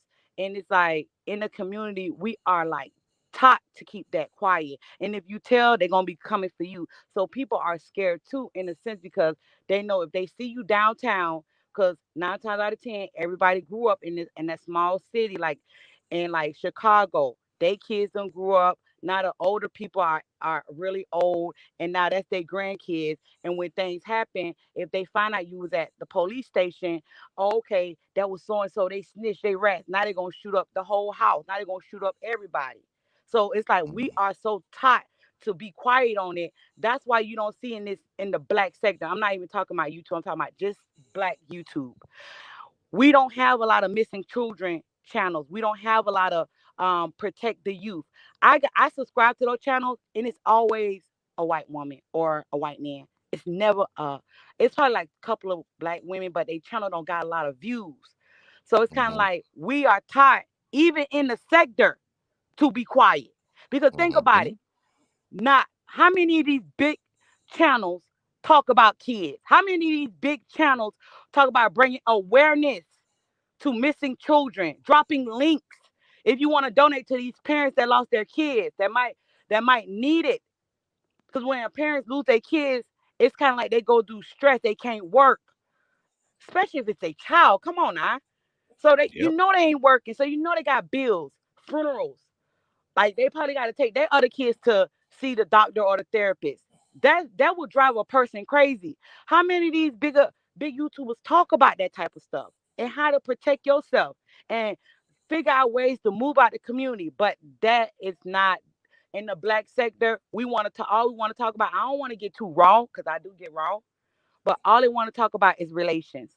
Everything is about relations. If it's not about relation, it's about some bullshit. Like it's always some catchy topic to talk about. It's never about the kids. And I put it on everything. I do live streams telling women to be aware of who they bring their kids around. Like I stand on that. You gotta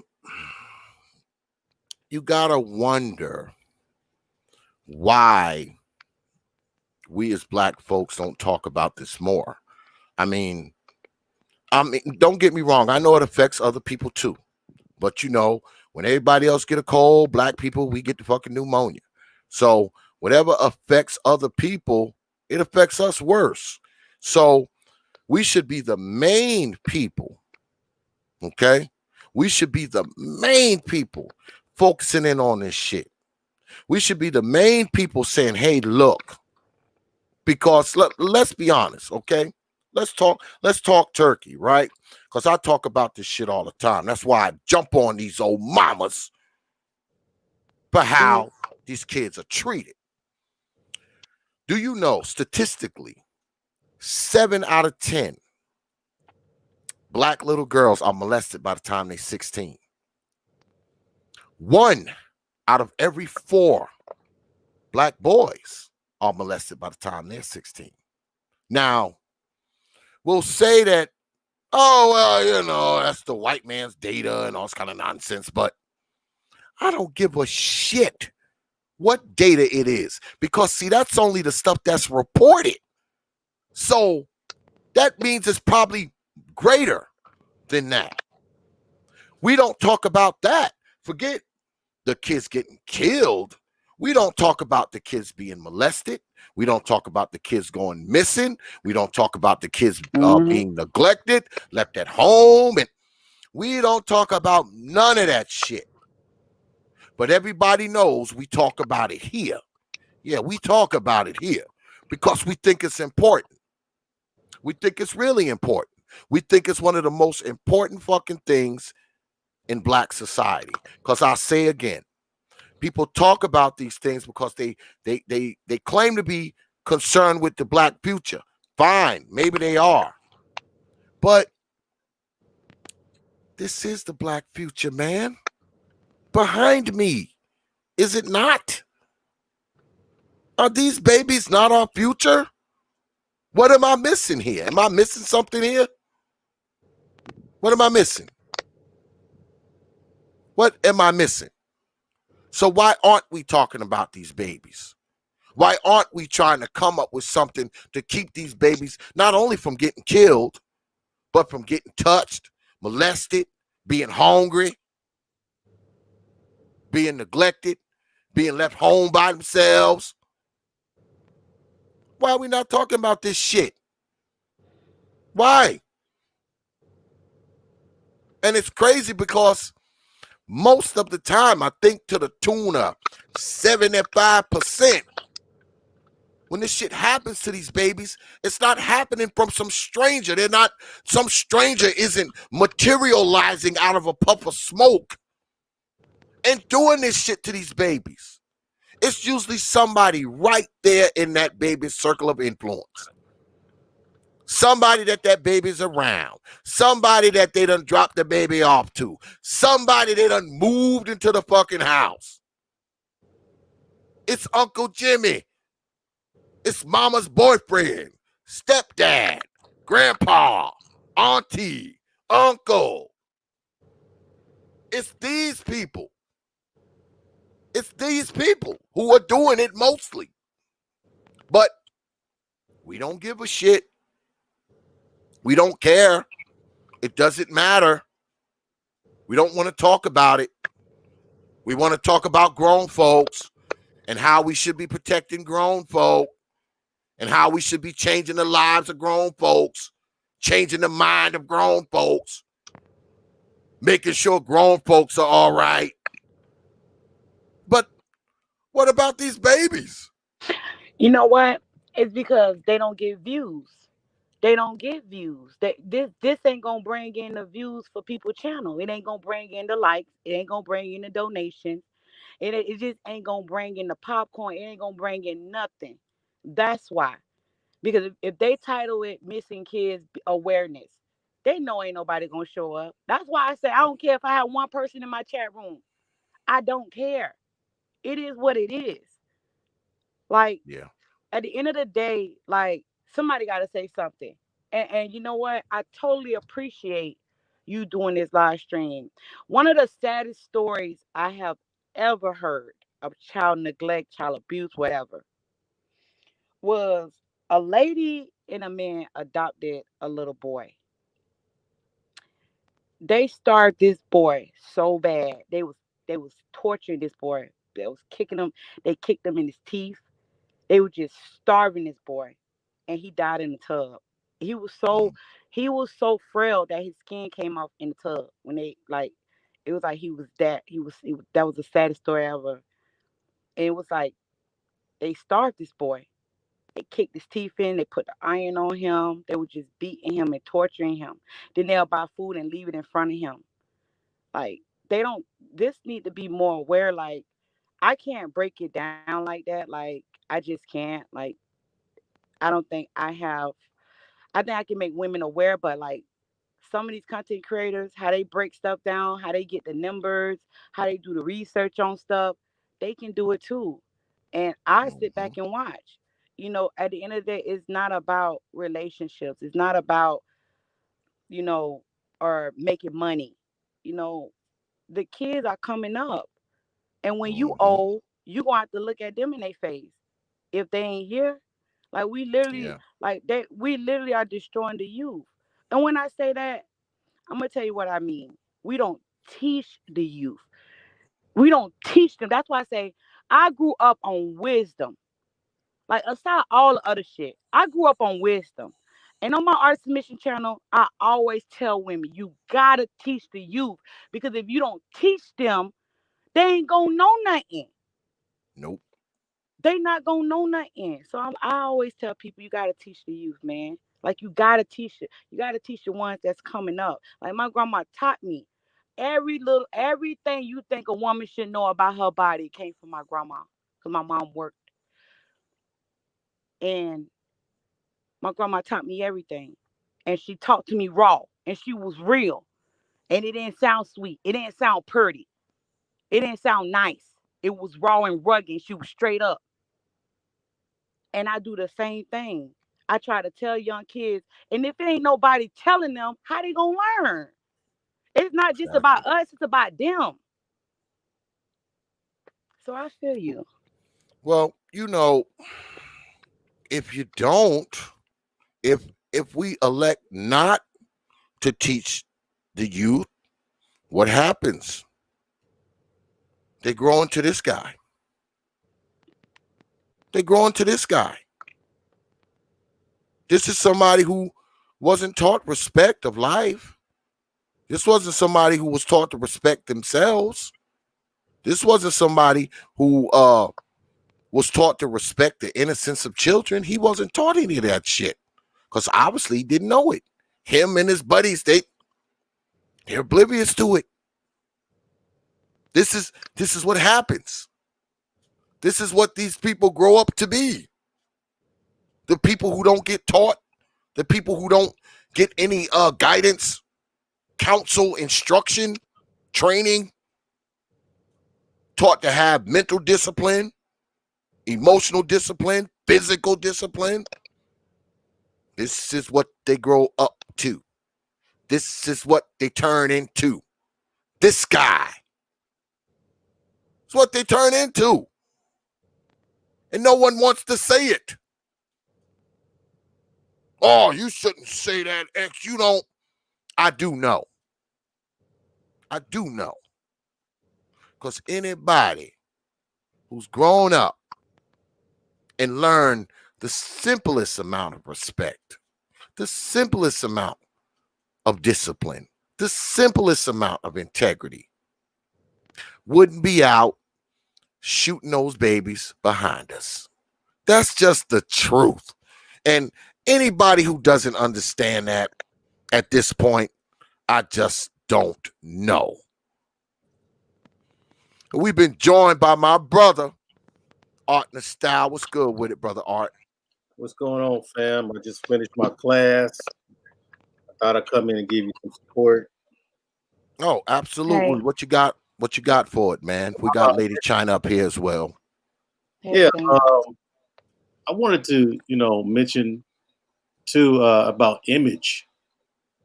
I think that's the part that sometimes we comment on it, but we don't understand how big it is in our communities. That's why the powers that be know how to manipulate images through us.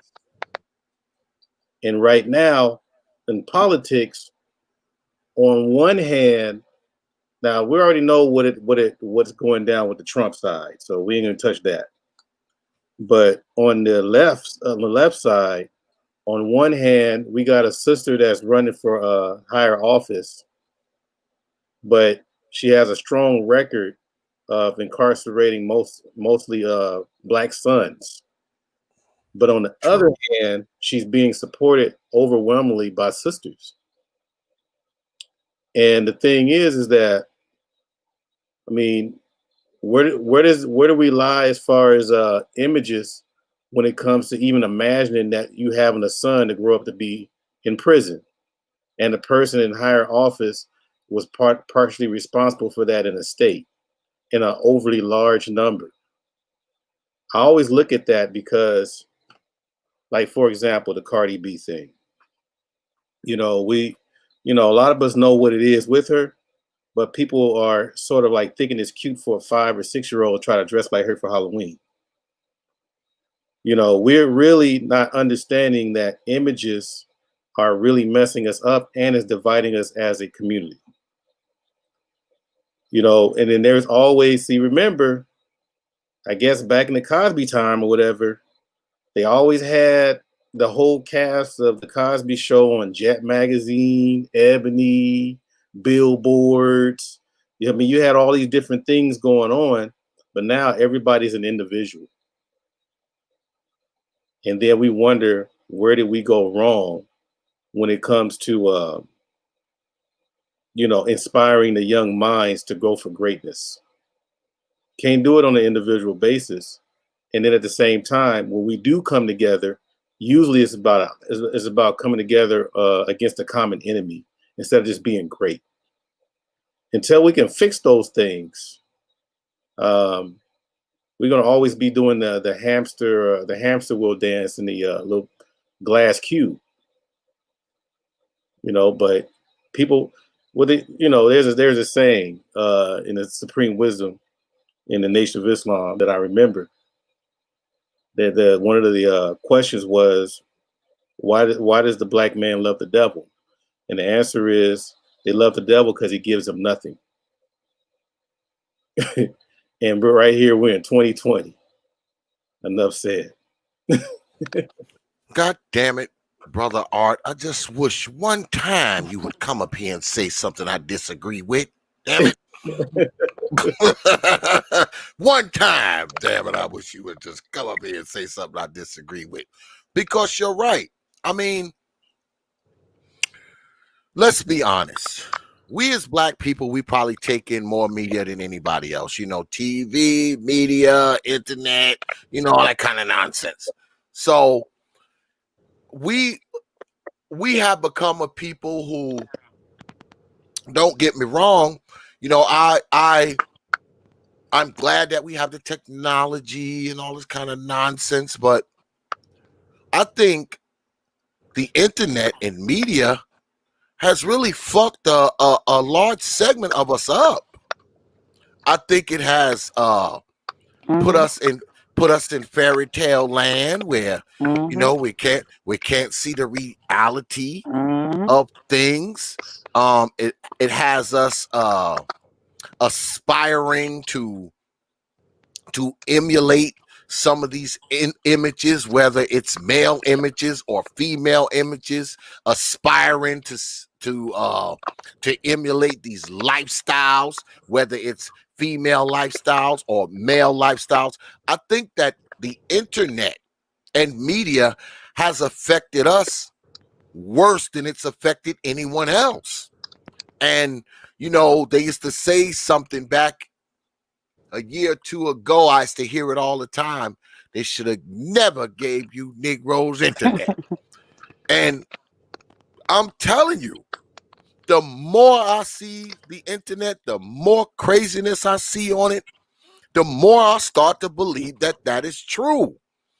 And it has caused us to not pay attention to the things we normally would pay attention to. It has caused us to be more focused on getting likes as opposed to paying attention to what our kids got for homework. It's got us more concerned with getting views than it has us concerned with what our children are doing in the back room. I mean, it's like it has put these blinders on us where we can't see anything past what's on this damn screen. We wanna take the kids, plop them somewhere, get on the damn internet and take selfies and put them on Snapchat and Instagram and Facebook. And I mean, you got people, man, you would think their whole life was wrapped around this shit. You got people, man, I see people that got kids, and you look through their Facebook page, all you see is them. You don't see the kids nowhere. It's like, damn, you sit around, you're taking 99,000 pictures. It never crossed your mind to take at least one of the damn babies.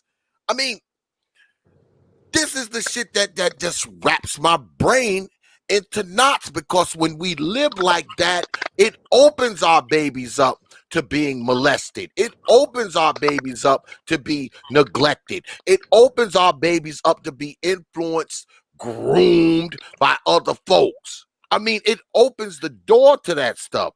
It's very hard to get to a kid who's got an overprotective parent. It's very hard to get to a kid where they own that parent's hip most of the day.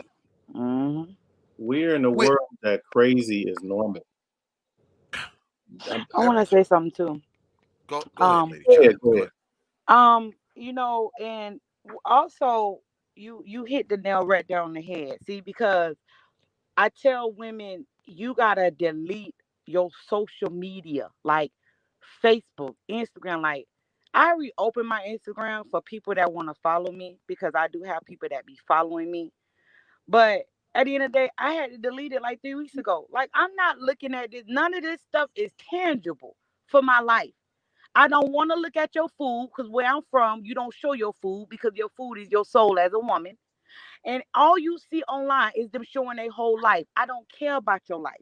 And I tell women too, if you have children, I would never post my children online, because it goes against what women say. Women say it's perverse online, but you're showing your daughters, you're showing your sons, you're showing your daughter with a short skirt on, and you dress your son like that's your man.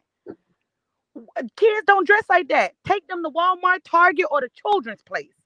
They dress these children like grown people, and it start with them women too. That's why I call them out, and I don't care how they feel about it. I'm gonna say what I say. At the end of the day, you wrong. You get off social media, and they don't even know the difference from real validation from empty validation. Your man, your head give you validation. Those validations you get online, how pretty you look, how fine you look, those are empty validation. That's why you miserable. That's why you cry at night, and that's why you bring any man around your kids. See, I go off if I start talking. I can't talk too much, but I'm saying I get passionate about this, because women are not supposed to be on social media. Instagram, Snapchat, showing your life. Nobody not supposed to know how your car look. Nobody not supposed to know how your bedroom look.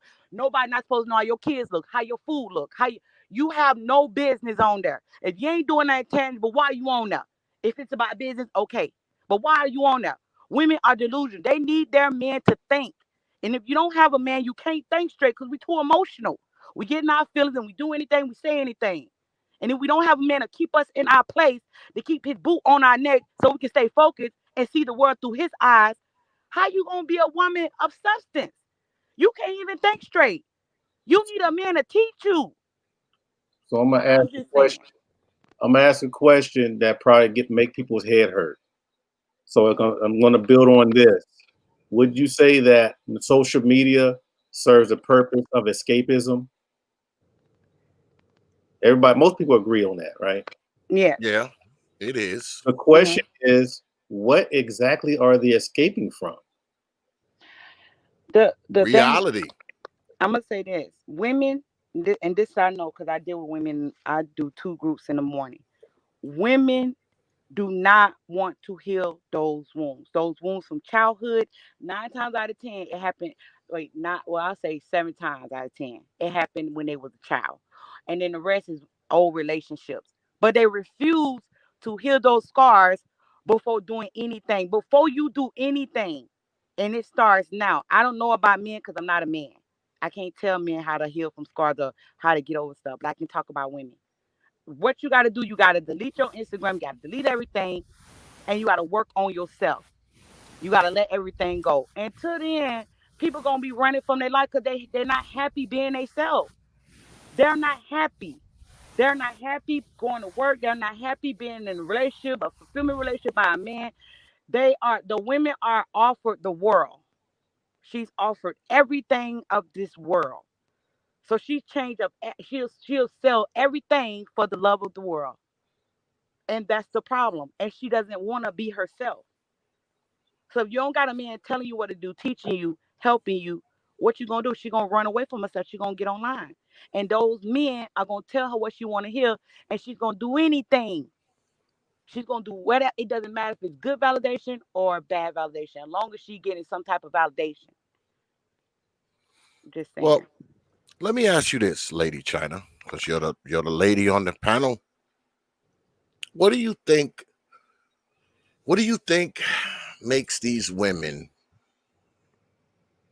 disregard the children the way they do? I mean, because I've seen some stuff online that just made me just want to puke puke right on the computer screen. You know, you have this inappropriate stuff that's going on in front of these children. You have these women clapping their butt cheeks while they got their 5-year-old son taping. You got them walking around with barely anything on around Sexualizing these the young. kids too. Yep. Yeah, with this, because that's just freaking emotional incest all day long. You have these women who are so caught up into this whole media fantasy, if you will, where they will leave the kids at home alone. They will lay around and take selfies, not clean their house, all this kind of what what do you think is going on in a woman's mind where she is so into media that she just totally disregards the babies, disregards the house, disregards their health, their well-being? What's going on in these women's minds? Because because that woman is not a wife, and somebody laid with her and gave her a child. She's not supposed to be a wife. She is just supposed to be fucked. I don't want to say that. She's supposed to be just laid up with. That's it. She's not a wife. She's not a woman of substance. None of that. She can't even be taught. What makes her do that is because she never wanted to do that. They don't love their children. And when I say that, they get mad Say at it. me. Say that again. Say that shit again. They don't love their children. They don't. Because but let me tell you, when I say that, they know I'm right. That's why they attack me. You know I'm right. You know you don't like your daughter. If you like your daughter, why would you put her on some shorts? and let her go around other men. If you like your son, why are you leaving him with this man he don't know? He just met this man. Where's his father? You don't care. You're not a mother. And you never wanted the kids at all. Them kids are used as objects just to get financial assistance, just to shove it in the man that you probably won't face. And you will make that man torture and you will torture the kids. Because when you look at them, you see him. They And are used as toys and objects. That's it. sister, let me ask you a good question. I might do a panel about this. What is the face of black women in America? And if you can define it, how is that used to function in the society? Well, you have to ask me that again. Say that again. What is the face of black women in America? What is the actual the face? What is the face of black women in America? And if you can define it, how is that used to function in the society? I would say the face of black women, I would say, is the modern rapper, Mm, the Carly B's, the Nicki Minaj, and the because you got to think about it. The average black woman don't even want to be herself. She want to be Nicki Minaj. She want to be Carly B. She want to be Kim Kardashian. She wants the body of these women. The natural woman has stretch marks around her stomach from bearing your children. She doesn't want that. She doesn't want her purpose is not raising children. Her purpose is not the kitchen. Back in the days, we knew when we get older, you have your man, you lay with your man, you that's your man, he marry you, y'all move on, you have children, etc. That's not the new face now. The new face is $500 weave, damn. $100 dress Wow. at Fashion Novas, and the body of these women. These women are even scared to bear children Oh, when it's her job. You were created to serve a man. You was created from a man. So the new average woman today is Megan Thee Stallion. And if you say something about her, they have a problem. Something wrong with you. You're feminist. You hate women. You're bashing us. We're hurt. You're negative. You're something's wrong with you. Or you're homosexual. Everybody will turn against you if you don't agree with her. Now that's the black woman face. And what you said after that, how does she? What is she? If you can define it, how is she using that to function in this society? I'm she's gonna, make, I'm gonna she make a panel about this. I'm glad you answered that. she she used her body to tempt men to lower. See, what women don't understand how they got lost is if you want that car, if you want that house, you listen to your head. And when you submit to your man, don't he always get his woman a present? He update her car, he get her a bigger house, get her new furniture, get her the clothes she needs, get a new refrigerator, get her a new stove because she's putting in work, she's taking care of the children, she's submitting to you, she's cooking, making sure the children go to practice. Well, that's not what the woman wants now. Now that she's Megan Thee Stallion and she's Kim Kardashian, and this is spiritually now, in her mind, she is them. She embodies them.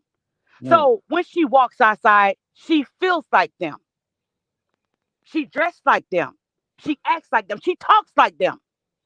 And when you talk against her, something is wrong with you. As a woman, me, something is wrong with me. Something is wrong with you, brother, for us to even bring that up. So she used her body to get what she wants because she know that they're less value, the less value the creatures that will pay her for her OnlyFans for her body $10, or they'll take her on dates. So instead of her submitting to her man, that one man, she rather use her body for many men and don't get half of what a wife get, which is leadership, protection, guidance. She doesn't get that. But in her mind, her delusional mind, that lust, that carnal minded woman, these women It's who she embodies. And if you say something about it, something's wrong with you. And if I say something about it, I am against sisterhood. And you are a homosexual. So I'm listening to you and breaking it down in my head. It sounds like you're saying that a lot of these women pretty much ran away from structure, correct? Exactly. So how, in your opinion, how do you see them finding their way back to greatness, or how they were when they were mothers of civilization? She will never be greatness. This is Babylon. Mm. It's gonna happen. This is the push. This is the crunch. These women are. She know her time is up. And when I say her, it is a spirit. I'm not gonna get into it because I don't know if Brother Prophet. I'm not gonna do it, but she know her time is coming, so she must destroy. She must. This is her time. You Chaos. have to praise her, and if you don't praise her, she will hate you. So much so she got her father, which is the government, to get you because either you touched her or you did something to her or she'll get you fired for looking at her wrong or the government stands behind her because she took the love of the world. Hmm. This is facts. Yeah, I'm gonna do that panel, man. You inspired me. I'm gonna go ahead and do that panel. Yeah, I gotta get Lady China back on here. When I, do one of my D.X.L mama podcasts, I gotta get her back in here. It's about time to ask that question. What is the Oh face? yeah. What is the face of black women in America? Well, we've been joined by Son of Israel. What's good with it, brother? What you got for me? Hey, what's going on, X? Can you hear me fine? Yeah, I can hear you, brother. Go ahead. All right. Perfect, perfect. Hey, how's it going, China and Art? Hey, fam. Hey, um, I decided to come on to the topic because, like you mentioned, there's not a lot of us that's actually going out here making shows on specifically on this topic. You might hear it pop up as a side topic at times, but you never hear it as the main topic. Yep. And as a young brother, I noticed that we've kind of moved into the space of things being centered around social media and getting away from the life that you're actually living, and instead getting into a new life that you form up for yourself, where you're something other than where you really need to be at. So you see, like you said, you see women wanting to go on there. You see men wanting to go on there and instead live a life that they're not right now, or that they're not in their real life at the moment. And I've noticed that it's like a lot of times we want to get on there and we want to escape from that, and because we know that when it comes to the children, they're going to grow up anyway, is what a lot of people say in their minds. They say, oh, they're here, but hey, all I got to do is do the little minimalist things that the government requires of me, and they're going to grow up anyway. So I'm not going to put too much care into them, because their care is instead going into doing that new profile of themselves that they've made online.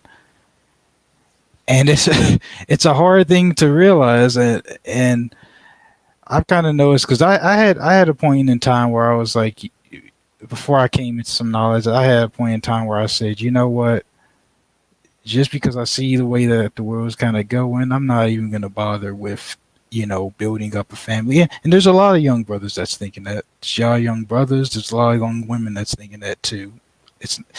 It's a really common thing now. See, they'll say, you know what, forget about making a family, forget about trying to actually build things up. The world's in chaos. So what we'll say is, we're just going to work for me. I'm just going to do for me. I'm just going to live the short life that I have. Were you Wow. saying something, brother? That's sad, man. I mean, but keep going.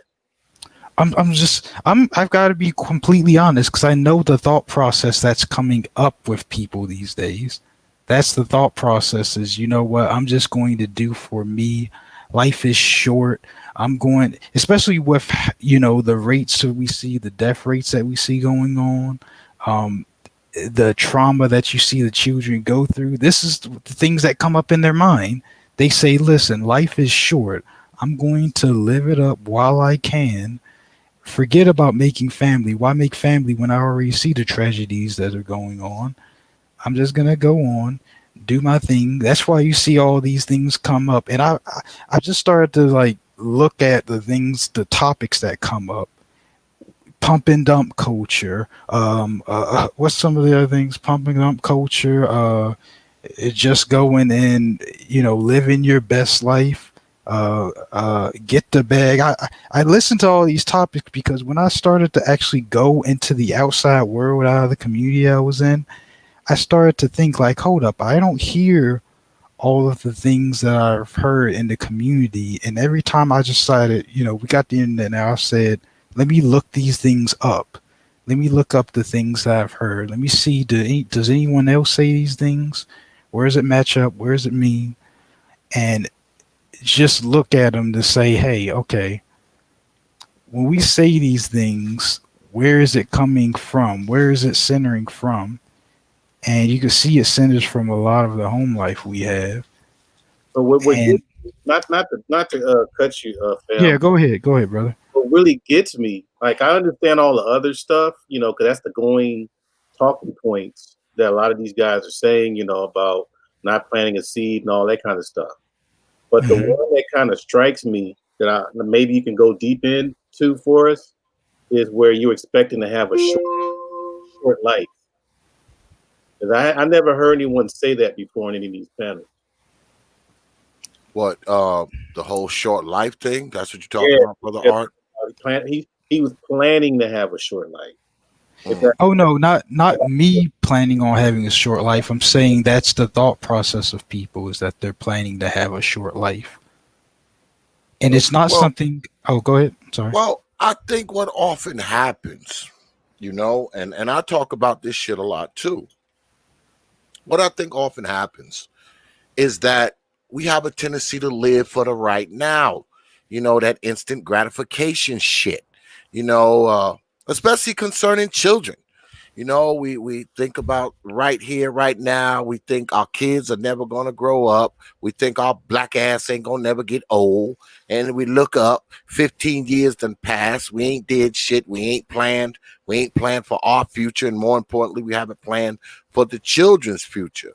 I mean, what I think happens, Exactly. what I think happens often, what I think happens often is we get lost, man. We get lost in this stuff, man. We get lost in media. Oh shit, my brother Maurice Muhammad up in here. What's good with it, brother Muhammad? Been a while, brother. My man up in here. Yeah, you know, I think we get lost. We get distracted by media, and Lady China spoke about it a few minutes ago. I mean, we live in these fantasy lives and trying to emulate what we see on these damn screens, you know.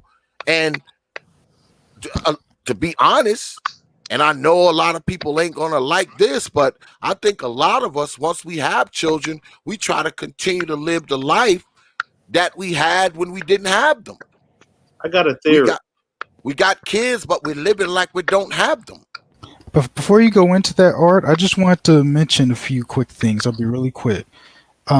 So for you, Art, you mentioned that you don't hear people say that they plan to have a short life. You haven't I'm heard going to that? tell you. I'm going to tell you what you do hear. Okay, You hear pump and dump. right. You hear, and this is going to go into some of what X you were just saying. Um, Niggas talking about how they don't want to get old. Oh no, I'm not an old nigga. I'm 30. You got dudes that are freaking late 30s going into their 40s talking about I'm not an old nigga. What the hell is Yeah, that?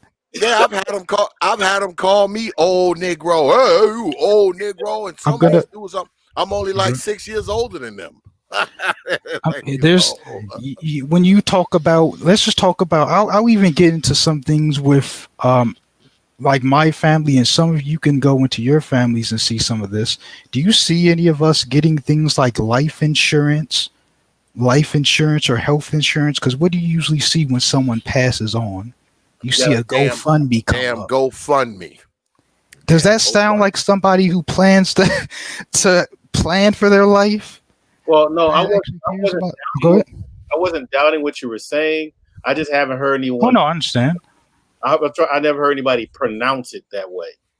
Like you said, where they made it clear that they don't expect to live long, that kind of thing. I was trying to find out, Well, if there was well, some reference points. well, brother Art, you and I are both Gen Xers, right? Mm-hmm. And when we were younger, they were saying that the average a lifespan of a black man was what, 23 years or Yeah. 22 years. So I mean, that's not a stretch to think that as a young guy. I mean, because I know when I was 20, I never thought that I'd reach the age of 50. I I never thought it. I didn't start thinking about reaching the age of 50 until I got to be 40. You Yeah, know, I yeah, we got that part. We're always saying that, but I was trying to trying to connect the dots on really um, planning planning it versus just saying statistics, but just planning, to live a short life. That's all. I was just trying to find out if that was something that was clear. but But I but wanted, isn't that part of it though? Isn't that part of thinking short term, quote unquote, instant yeah, yeah, gratification lifestyle where you yeah, just, you think you're gonna die when you get 30, or you don't care about what's gonna happen when you get 30 or 40. You just don't care. You yeah, don't see past your 25th birthday type thinking. yeah. But I'm hearing more of a delusion of grandeur from these guys, to where they're gonna, do whatever, but at the same time, I'm, more likely, I'm hearing a lot of brothers talk about long term stuff, but just doing it on their own. I'm hearing a lot of that. So I just wanted him to, because I'm quite sure there's some other stuff that he could tell me that I haven't heard on that particular subject. But I had a theory though on this, because we all heard this, where a lot of dudes ain't trying to get, plant their seeds. Now this might sting a little bit, but I'm just looking at it from the outside looking in. Could it be a possibility that they don't want to reproduce who they are? Hmm. This is a Never thought. I never thought of it that way, brother Art. Mhm. Yeah, I What might was the have to question? for that. Okay, go ahead. I didn't hear you. Can you repeat that? I was saying the fact that a lot of brothers, like especially young ones, talk about how they really, really, I mean, aggressively do not want to have children. You know, it's even beyond black females. They just talking about, I ain't trying to plant no seed. I'm gonna live my life, like the brother was saying earlier. The question is, there's a possibility that they do not want to reproduce who they are. They don't like what they see. Mm. That's Mm. the question. Well, that's deep. Like I don't never try to get the mindset of the man. I'm always diving deep into the woman. So I don't like to I Like, don't really mine. I don't talk about men stuff because I don't know. I know I just don't know why men. I can tell you about women. The younger women today doesn't want children. I think the younger women today, they just want to just do what they do. Like they just want to have fun, and I think that's their foundation. Like different generations have a foundation. My foundation was more on being a mother, being a wife, loving on her man, just falling in love and having children and just living life until you get older. And your children get older and you with your man.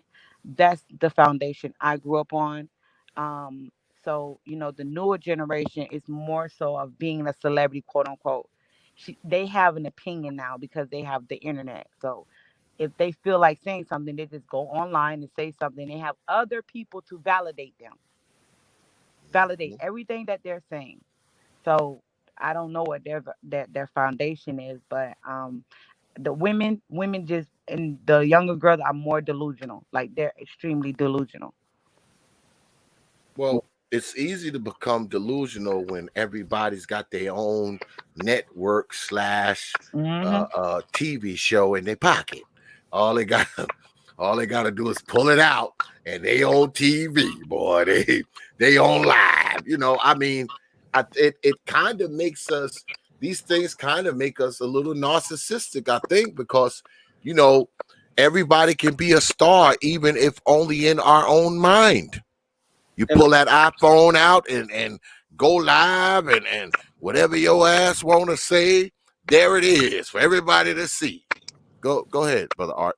I was just going to say the reason why I said what I said, because of stuff that I'm hearing, especially in some of the debates here, it just sounds like a lot of brothers was not proud to be black.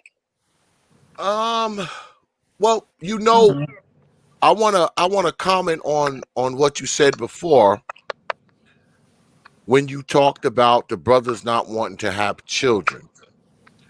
Of course, I mean, I got 4 kids and 5 grandkids, so of course I don't share their mind state, but I can't really be mad at them because if you're a person who's thinking to yourself, I don't want to have children, I think I agree with you to not have them.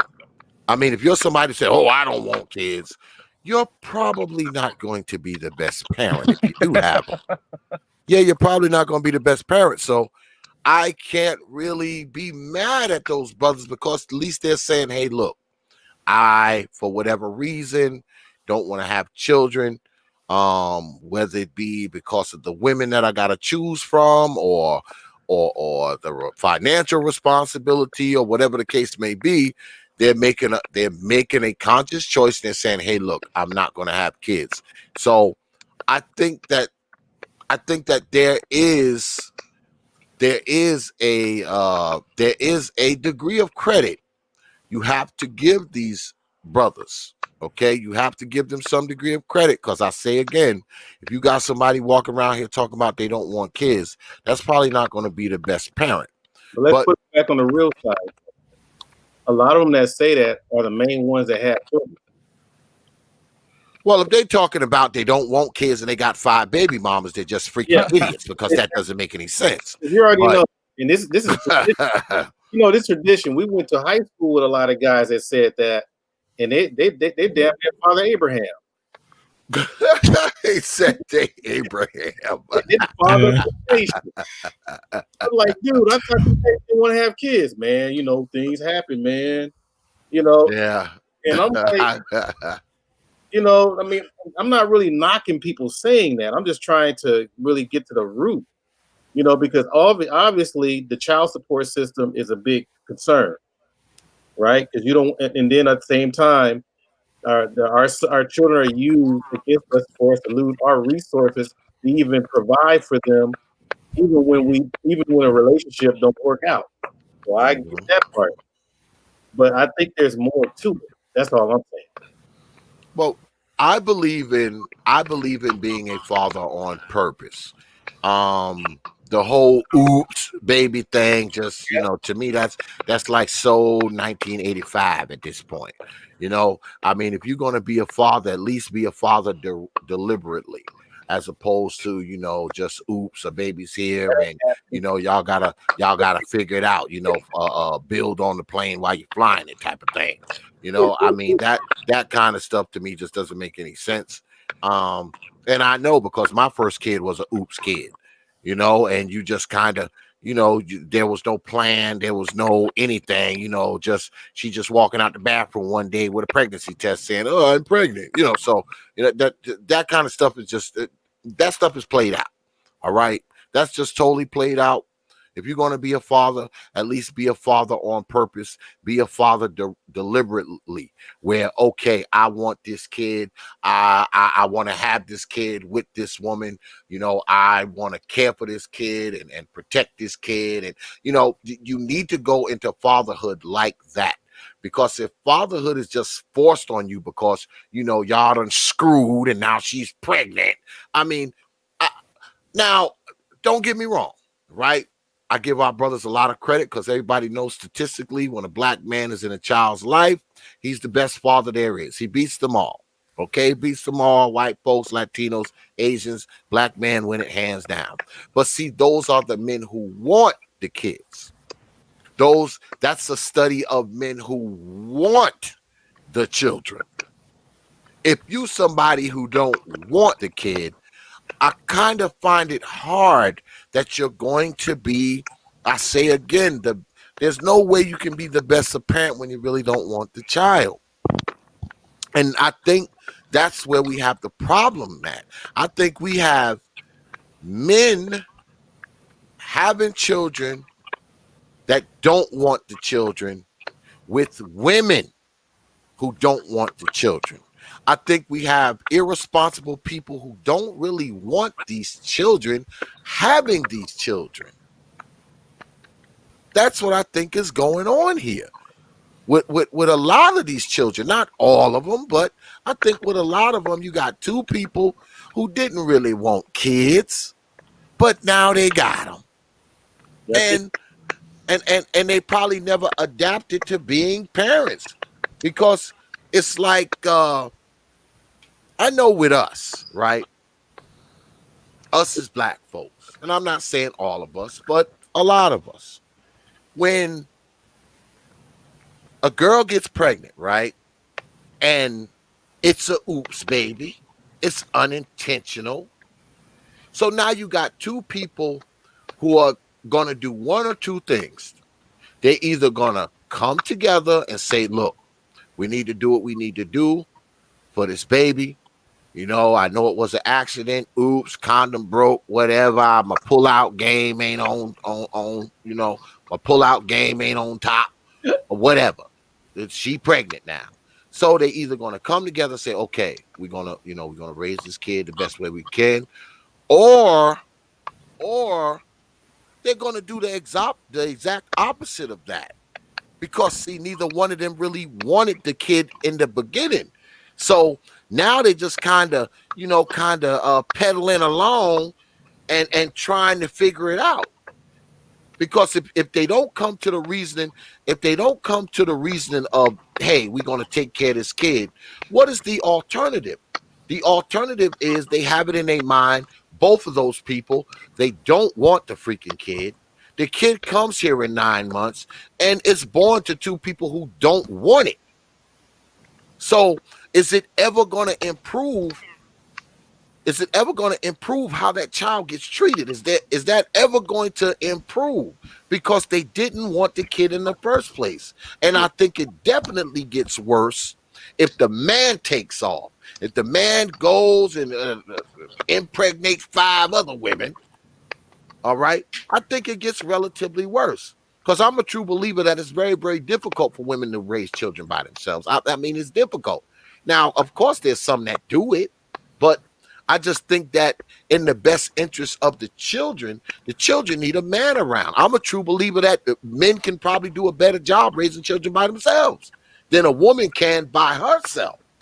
So you got a bunch of children being born to people who don't want them, and it's reflected in the abuse and the neglect, and also it's reflected in how the children are treated and the situations that the children are put in to be abused, neglected, molested. You know, I think that's all relative, because if you got a child and you have a child that you want, you're probably not going to put that kid in situations for them to be abused, molested, touched, left home by themselves. You're not going to put them in that situation because, you really, really love the child and you want the child and you keep the child, close to you, around you. If you're a person who puts your children in a situation that they shouldn't be in, it's hard for me to believe that you really wanted that kid, like Lady China was saying earlier, because you're putting the kids in situations that aren't good. You know how many stories I've seen, man, where these girls, man, they leave these kids home. And you got the 10-year-old watching the 7-year-old and the 5-year-old and the 2-year-old, and she at the trap house. and come back and the kids done burnt the damn house down. Like, I mean, you can't tell me that this girl wanted these babies, man, when she's doing that. You can't tell me she wanted them. But go ahead. I want to say something too. I don't think. Go ahead, brother Art. Then we're gonna go to Lady China. Then we're gonna get my brother AJ in the house. What's good with it, brother AJ? Go ahead, brother Art. I don't think that most of us are trying to talk these dudes into having children. So I don't think that's really an issue. But we have to admit that most guys want a family, but the circumstances that are in front of us just makes it don't seem possible. There's too many things that are against us to be fathers. So I think that's the part where I think most of us agree that's on the table. But I think the other part too is the psychological part of why you don't want children as well. This is just as much as the judicial system against black men, or mostly men in general, when it comes to being a father. Mm. So nobody's really. I don't think too many people just saying, "Hey, man, you need to be a dad," or "You need to have children." I don't think it's really that, especially today. No, I just think that while this stuff is going on, we can still take the time to really have dialogue to get to the root of certain things, so that some of these guys can really come out on top with their full mind and their full thinking capacity and faculty. What's up, AJ? All right, we'll go to Lady China, and then we can go to my brother AJ. Go ahead, Lady China. I will say this. I do believe men can raise children way more than women. I believe that because women are more emotional. We get in our feelings about everything, everything bothers us. So when it comes to children, women actually need discipline as well to raise her child.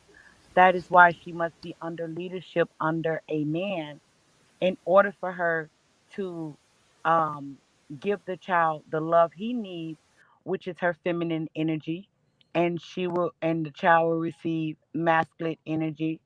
But the root of the tree, it starts with the man. She's just the leaves.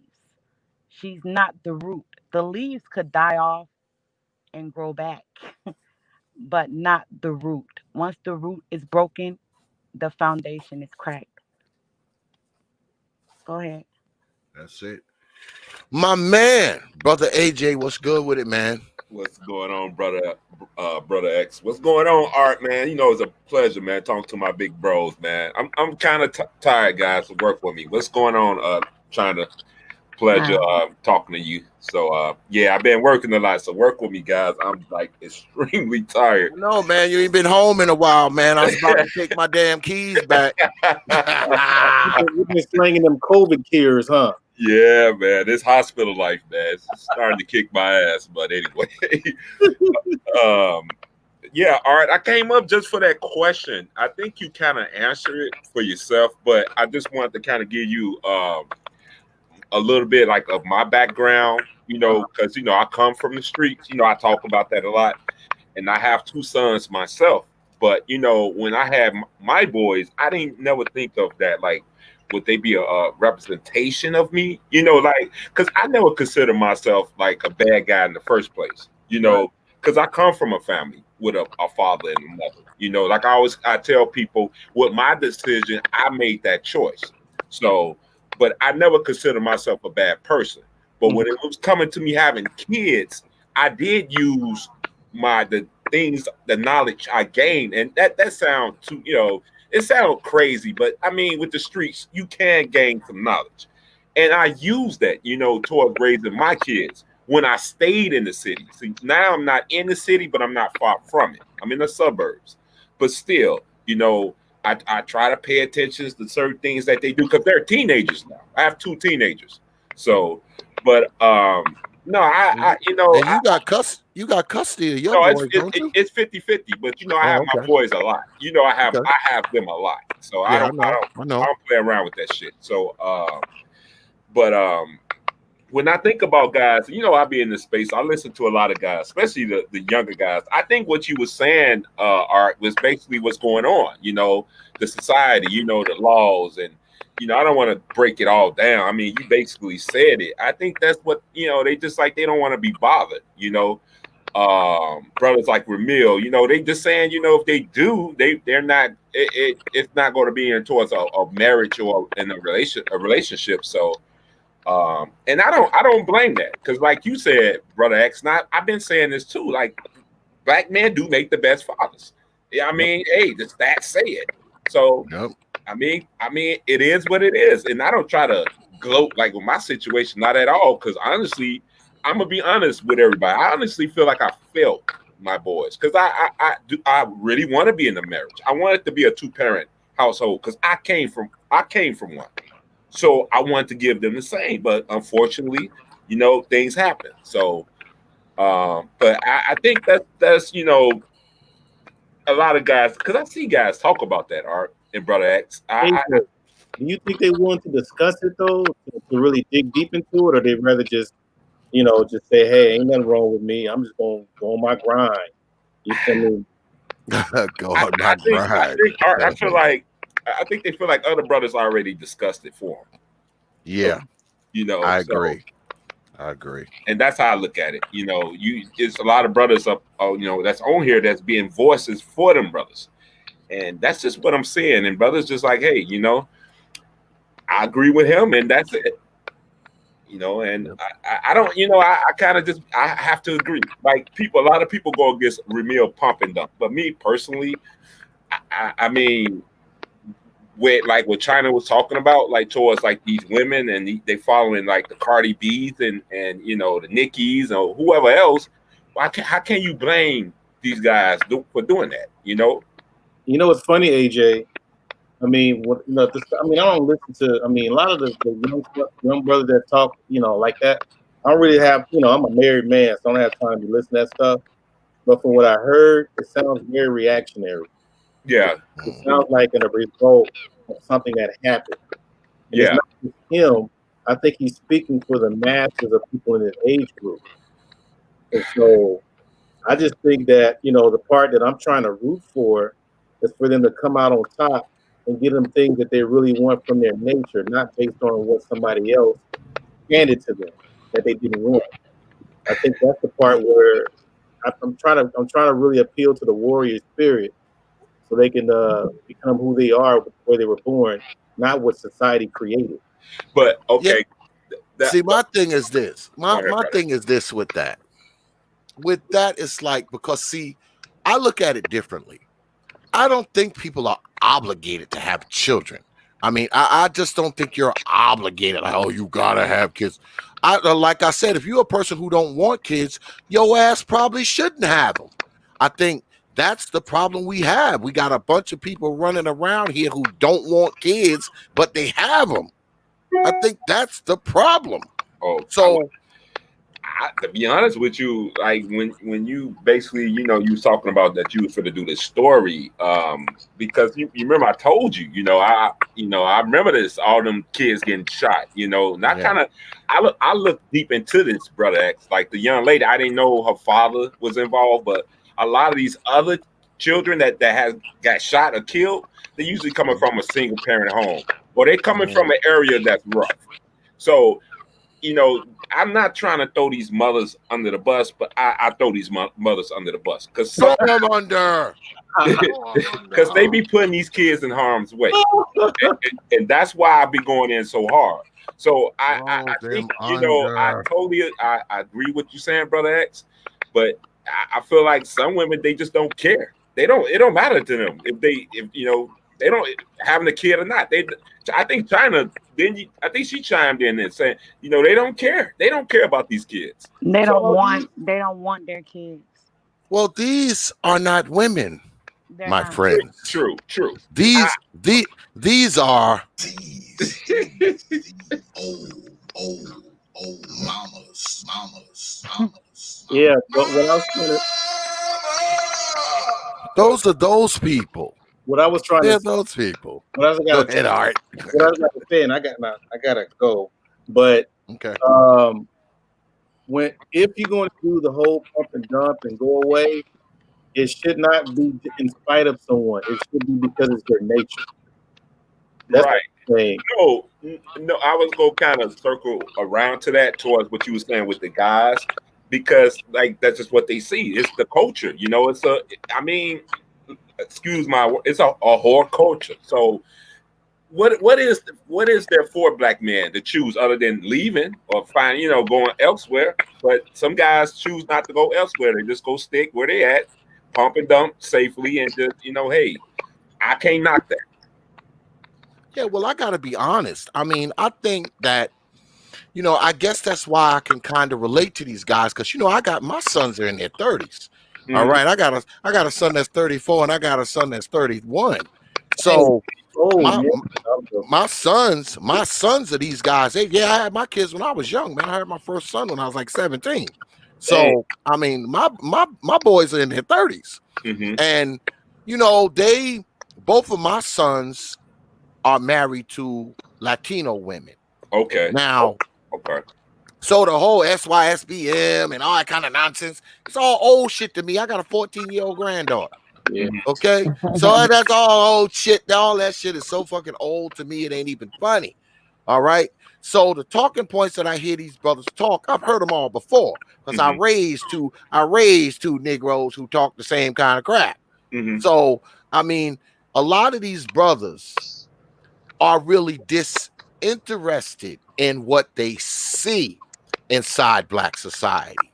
They're disinterested because I know when my sons came home with these Latino girls, I was like kind of taken aback a little bit. Now, mind you, I never taught them to be prejudiced or no shit like that. But when they walked in with these chicks with these Spanish accents, I had to warm up to that shit. You know what I'm saying? I had to warm up to it.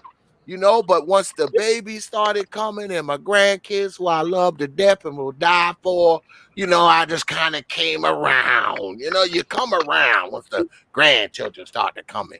But you know, when you see what they're facing, and I know when I talk to my sons, and this was 15 years ago, 14 years ago, when they were saying, hey, Pop, we just don't like what we're seeing. We don't like what our options are. We don't like, and they said the same things then that we say now, that, these chicks is 21 years old and they already got 2, 3 babies. These chicks is overweight. These chicks got fake hair. I heard that shit 14, 15 years ago. I Mhm. remember, You man. understand? I Go remember, ahead. and I think X probably the AJ too. Like he's old enough. I Mhm. think back then, especially in the South, when they caught you with a Latina chick, they would say, "Man, I heard you got a little chili pepper." Yeah, yeah. That's what I said to my sons. I Spicy. was like, damn, what y'all doing? I pulled them to the side. I was like, what y'all doing with these damn chili peppers? You Yeah, know, But I want to say something. go ahead. Go ahead, ladies. Um, well, like I like to like when I'm breaking stuff down, I always go back to the foundation, right? The foundation, right? I always use my grandmother and my grandfather because to me that was the epitome of black love, like at its core, right? So when the newer kids, like when the kids grow up, that that's one of the things I always like. What are their foundations? If it's not like the black love that we grew up on, seeing growing up, being together till someone died, pass away, So what's their foundation? And I think the men um don't want the women here. And shout out to Sister George, she had a great panel. But the topic was, are black women happy married or single? And I said black women are miserable single because they're overweight, they're obese, and they're not in relationships. They're single, and social media proves it, right? The men today see that and they don't want it. So they go somewhere where the foundation of love is concrete. So the women back then stood on old principles. They had standards and substance, and they wanted rulership. So the rulership that the women wanted was from their men. So men are traveling for women to stand on those old principles. So the old principle, and I took note of this because I did a live stream on this, is femininity. A lot of people like to say, "Oh, China, why you're not feminine? Because you don't speak with a low tone, low voice." And mostly, like, I'm not stroking their ego. That's femininity to them. No, it's not. Femininity is peace, balance, fulfilling your man, and you bring fulfillment, wisdom, knowledge, understanding, compassion, loving, harmony, servicing, willingness to learn, caring, etc. Right? That's femininity. Modern women don't have that. That is why they're not happy. Okay. And the men know it because they're going outside their race. It's not that they hate black women, it's just that she doesn't have a strong foundation. And that strong foundation, and they're not being taught this. The modern young black woman, she's not being taught this, those old principles. But the other women in the other countries still stand on those old principles. So the type of women that they're looking for is feminine. So I describe feminine. Now let's talk about a woman understanding, desiring protection, um, desiring leadership, desiring guidance. The average black woman don't desire that. And I said that what's more sexier coming from a woman that can bear her soul to her man and ask him to protect me, guide me, teach me, lead me, protect me. I submit to you. I want you. I need you. They don't they don't fall on those old principles, those old standards, because their foundation is broken. So the younger men see that, which watching their father, if they're with their father or their mother, they want that old foundation. They feel that it's something missing. So they search around, and the Spanish woman. I'm not throwing anybody under the bus right now, but I'm saying that they still hold their principles. They still cook for their men. They still believe in staying home and bearing their children and being a house mother, like just focusing on what her man wants. The white woman, she doesn't throw her man under the bus. She understands she needs his guidance. The Chinese woman, she understands that. The black woman, no, she wants to talk about being single, and she wants to eat whatever she wants to eat. If her man tell her don't eat pork, she eats pork. If her man tell her don't eat fast food, she eats fast food. If her man tell her don't drink that syrup, that soda, she drinks it. She goes against the black man because her foundation is broken. So that's what I want to say on that. Wow. I mean, I can't refute that one. I mean, me neither. she hit it right on it. I mean, I, that's I, what we've been saying. The I main try. part is the I feminine. try to come up here and disagree with shit, but I can't disagree Yeah, with that. Go ahead, brother AJ. you know how I am, brother X. I go in hard when it comes to the women. God damn, Me she too. got he shut me the f up. I can't say shit. Yeah, You because spot on, China. You spot on. Like you real know talk. something, when I do my live streams, and it's not to attack black women, it's just, aren't we tired of it? Like, I know you tired of it. And if the if all the other women, all the other nations talk about their men in a positive way, and even if you believe your black man ain't, you don't get online. You don't talk about him. How many other women in other countries are literally sitting online and just downing their men, and then you want to ask for protection? How is that man supposed to protect you and you're beating him down? You're beating him down at home. You're beating him down in his pocket. You beating him down spiritually. You beating him down mentally, and then you want to gain weight and don't even look attractive while doing it? That's not sexy. Your foundation is broken. And if no one calls it out, if other women are not calling out that, it's gonna the men are just gonna go to other women, and other women don't understand what femininity is.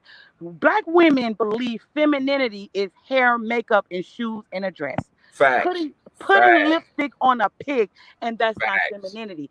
Femininity is peace, balance, fulfilling your man, understanding, receiving his wisdom, compassion, harmony, love, creation.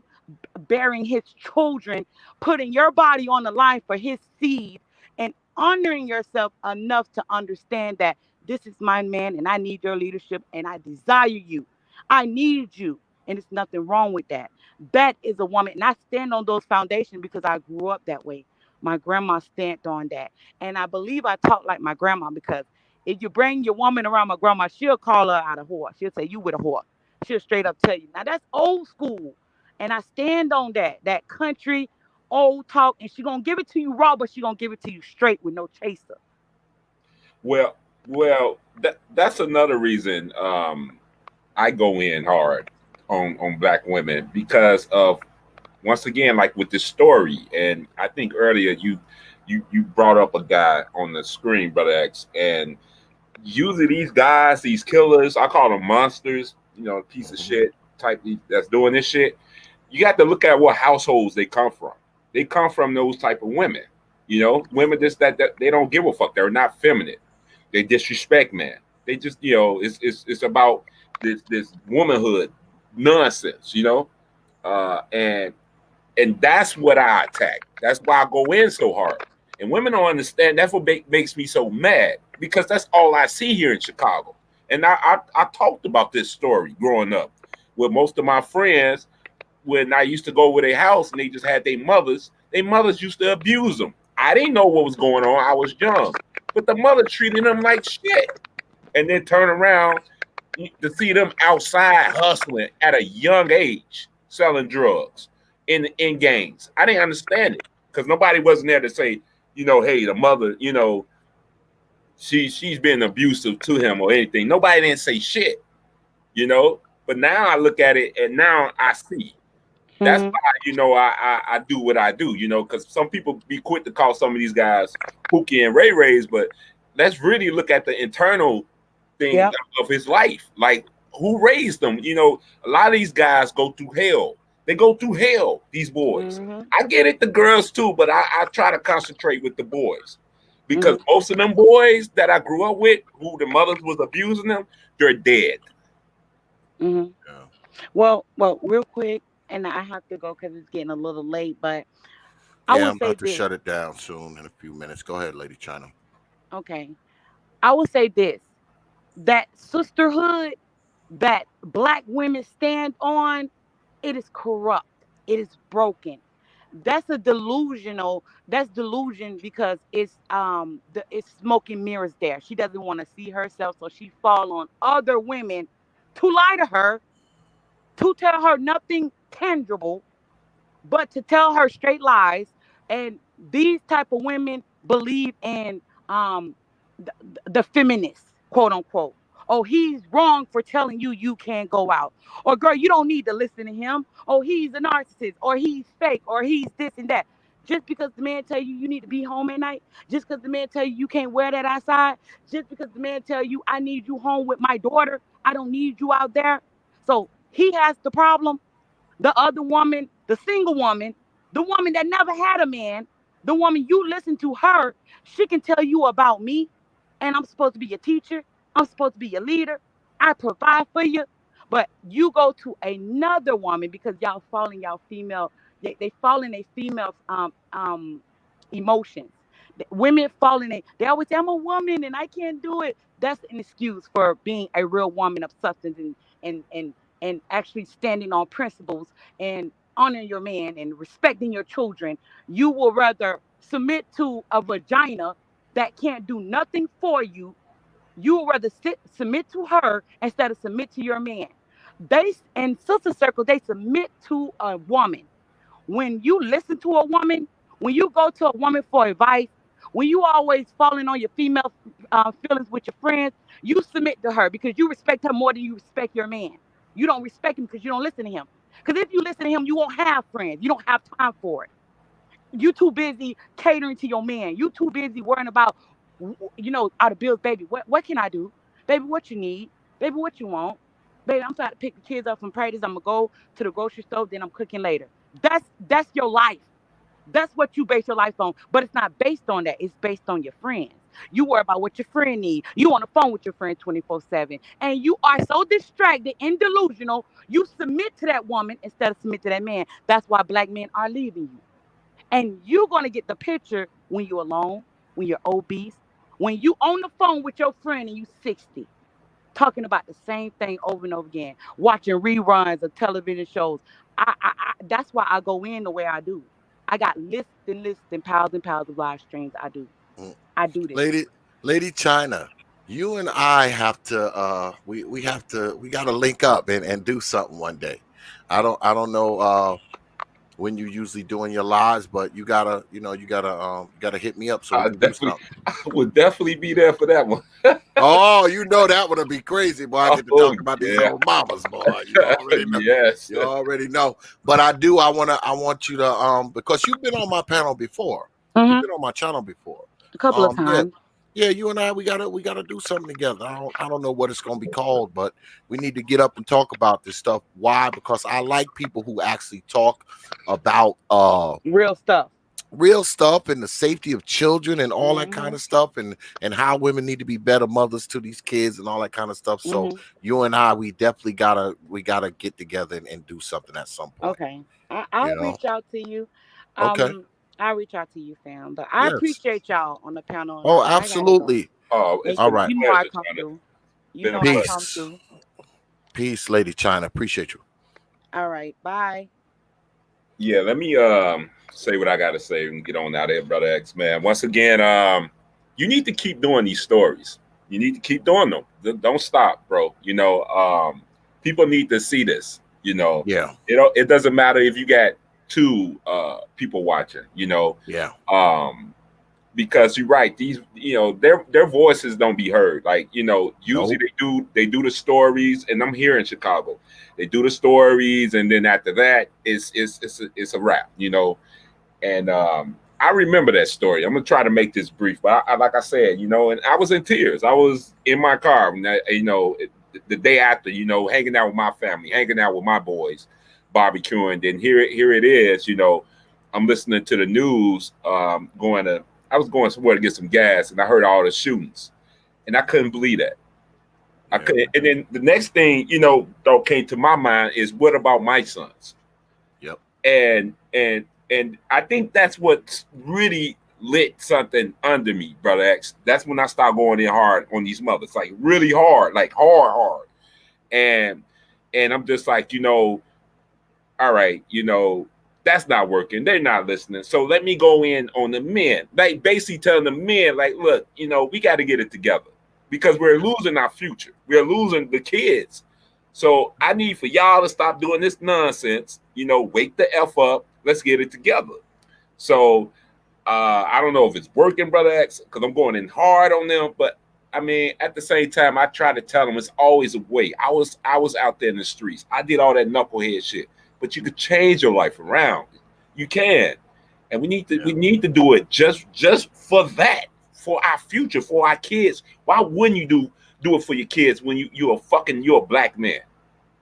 Yeah, man, I appreciate it, Brother X, man. That's all, because you know me, man. Yeah, I know. You come in, you come in and you break a few windows and you go. But you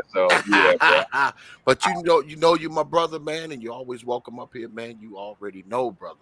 You my brother, man, and I sent you a super chat, man. So, but I always appreciate you, man. And like I said, man, keep it going, bro. Keep it going.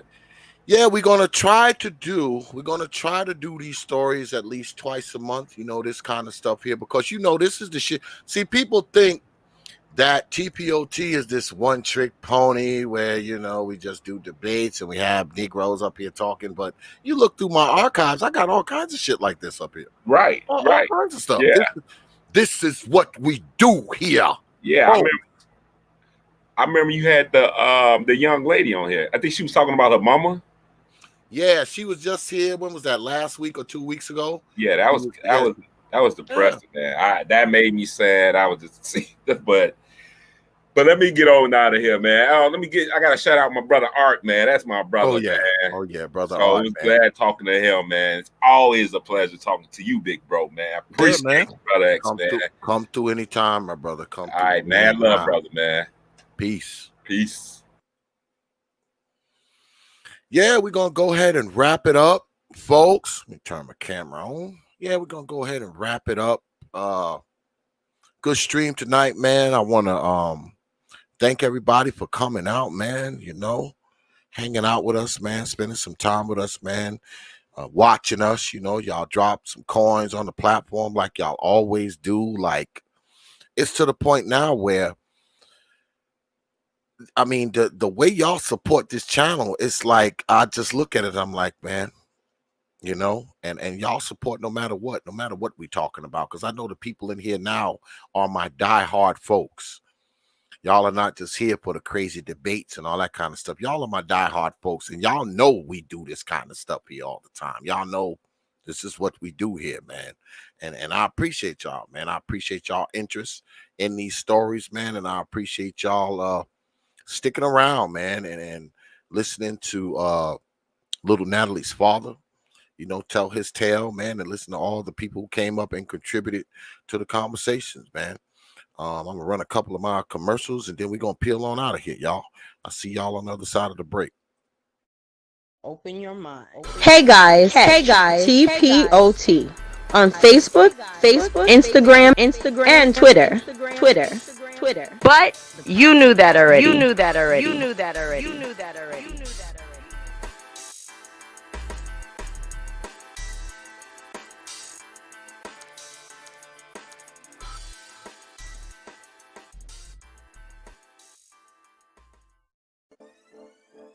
Peace, folks. This is Teacher Tanisha. You're listening to the T.P.O.T. Media YouTube page. You know, now back to the show. You know.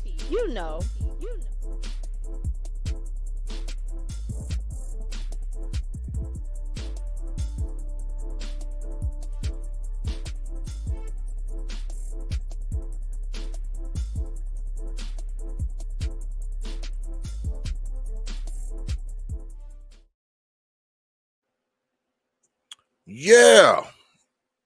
So we're gonna get up on out of here, man. I appreciate you, good folks. I don't know if we're doing a debate Saturday, y'all. I don't know yet. Y'all will find out tomorrow. I'll see what I can piece together, because I got some good stuff in the works. I don't want to say too much about it, but yeah, we got some good things that we plan on doing for you folks, man, because there's a lot going on behind the scenes. You know, we kind of changing the look of the platform. You know, we're moving some furniture. You know, we're getting rid of couches that got holes in them and getting some new Corinthian leather joints. You know, we're doing some things. So stay tuned, man, to the T.P.O.T. YouTube page. You know, we're going to be doing some stuff around here, man, that I think you folks are going to like.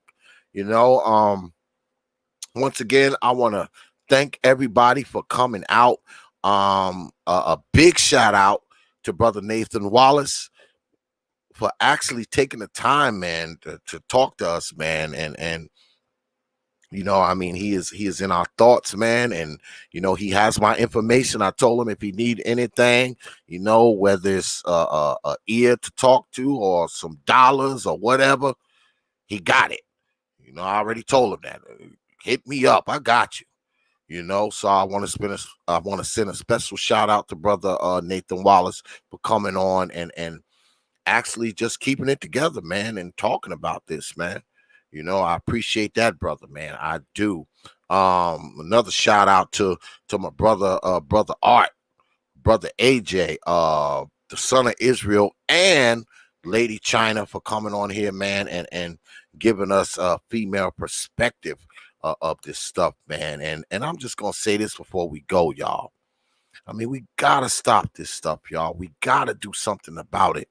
And me, I don't really have the answers to it, but I got some suggestions, man. And I think if all of us get all our suggestions together, man, maybe, just maybe, man, we can prevent another tragedy, man. Because these things are a tragedy, man. There's no two ways about it, y'all. And we need to start talking about it. So hopefully, you know, I'll be able to link up with Lady China and get together, man, and maybe we'll do something else like this, man, and put a little bit of a spotlight, man, put some sun rays on this stuff, man, and try to purify it, because you know what they say, man, sunlight purifies all, right? So, maybe we can shine some sunlight on this stuff, man, and purify it a little bit. Who knows, man? Who knows what it can turn into? All right. So, with that, I will leave you with 3 words, like I always do. And I'm going to leave y'all with the image of this beautiful baby here, man, whose life was taken way too soon. Remember her name, man. Natalie Wallace, man. Natalie Wallace. Open your mind. The prophet of thought. Peace, folks.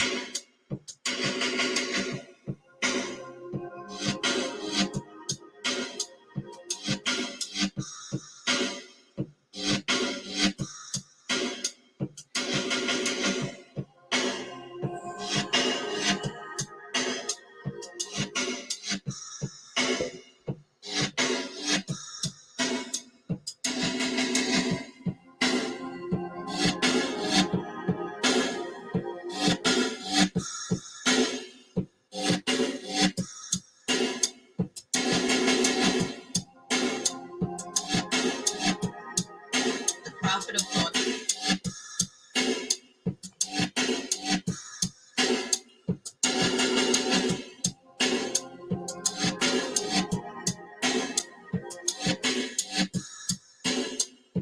You know.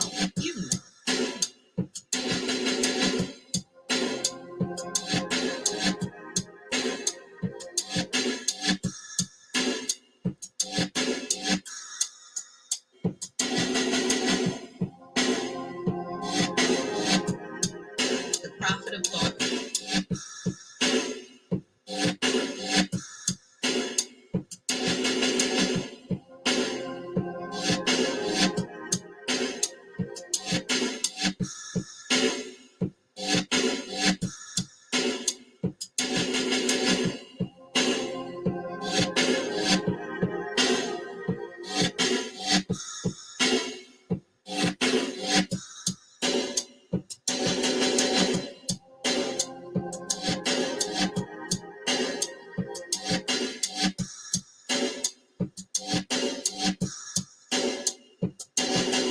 Prophet of thought.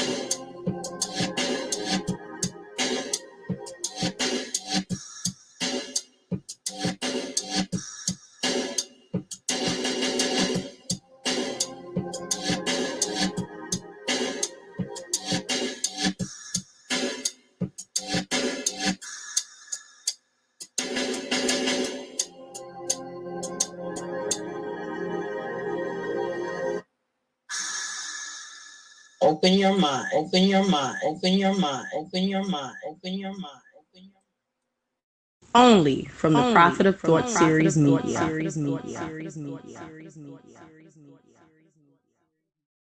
You know.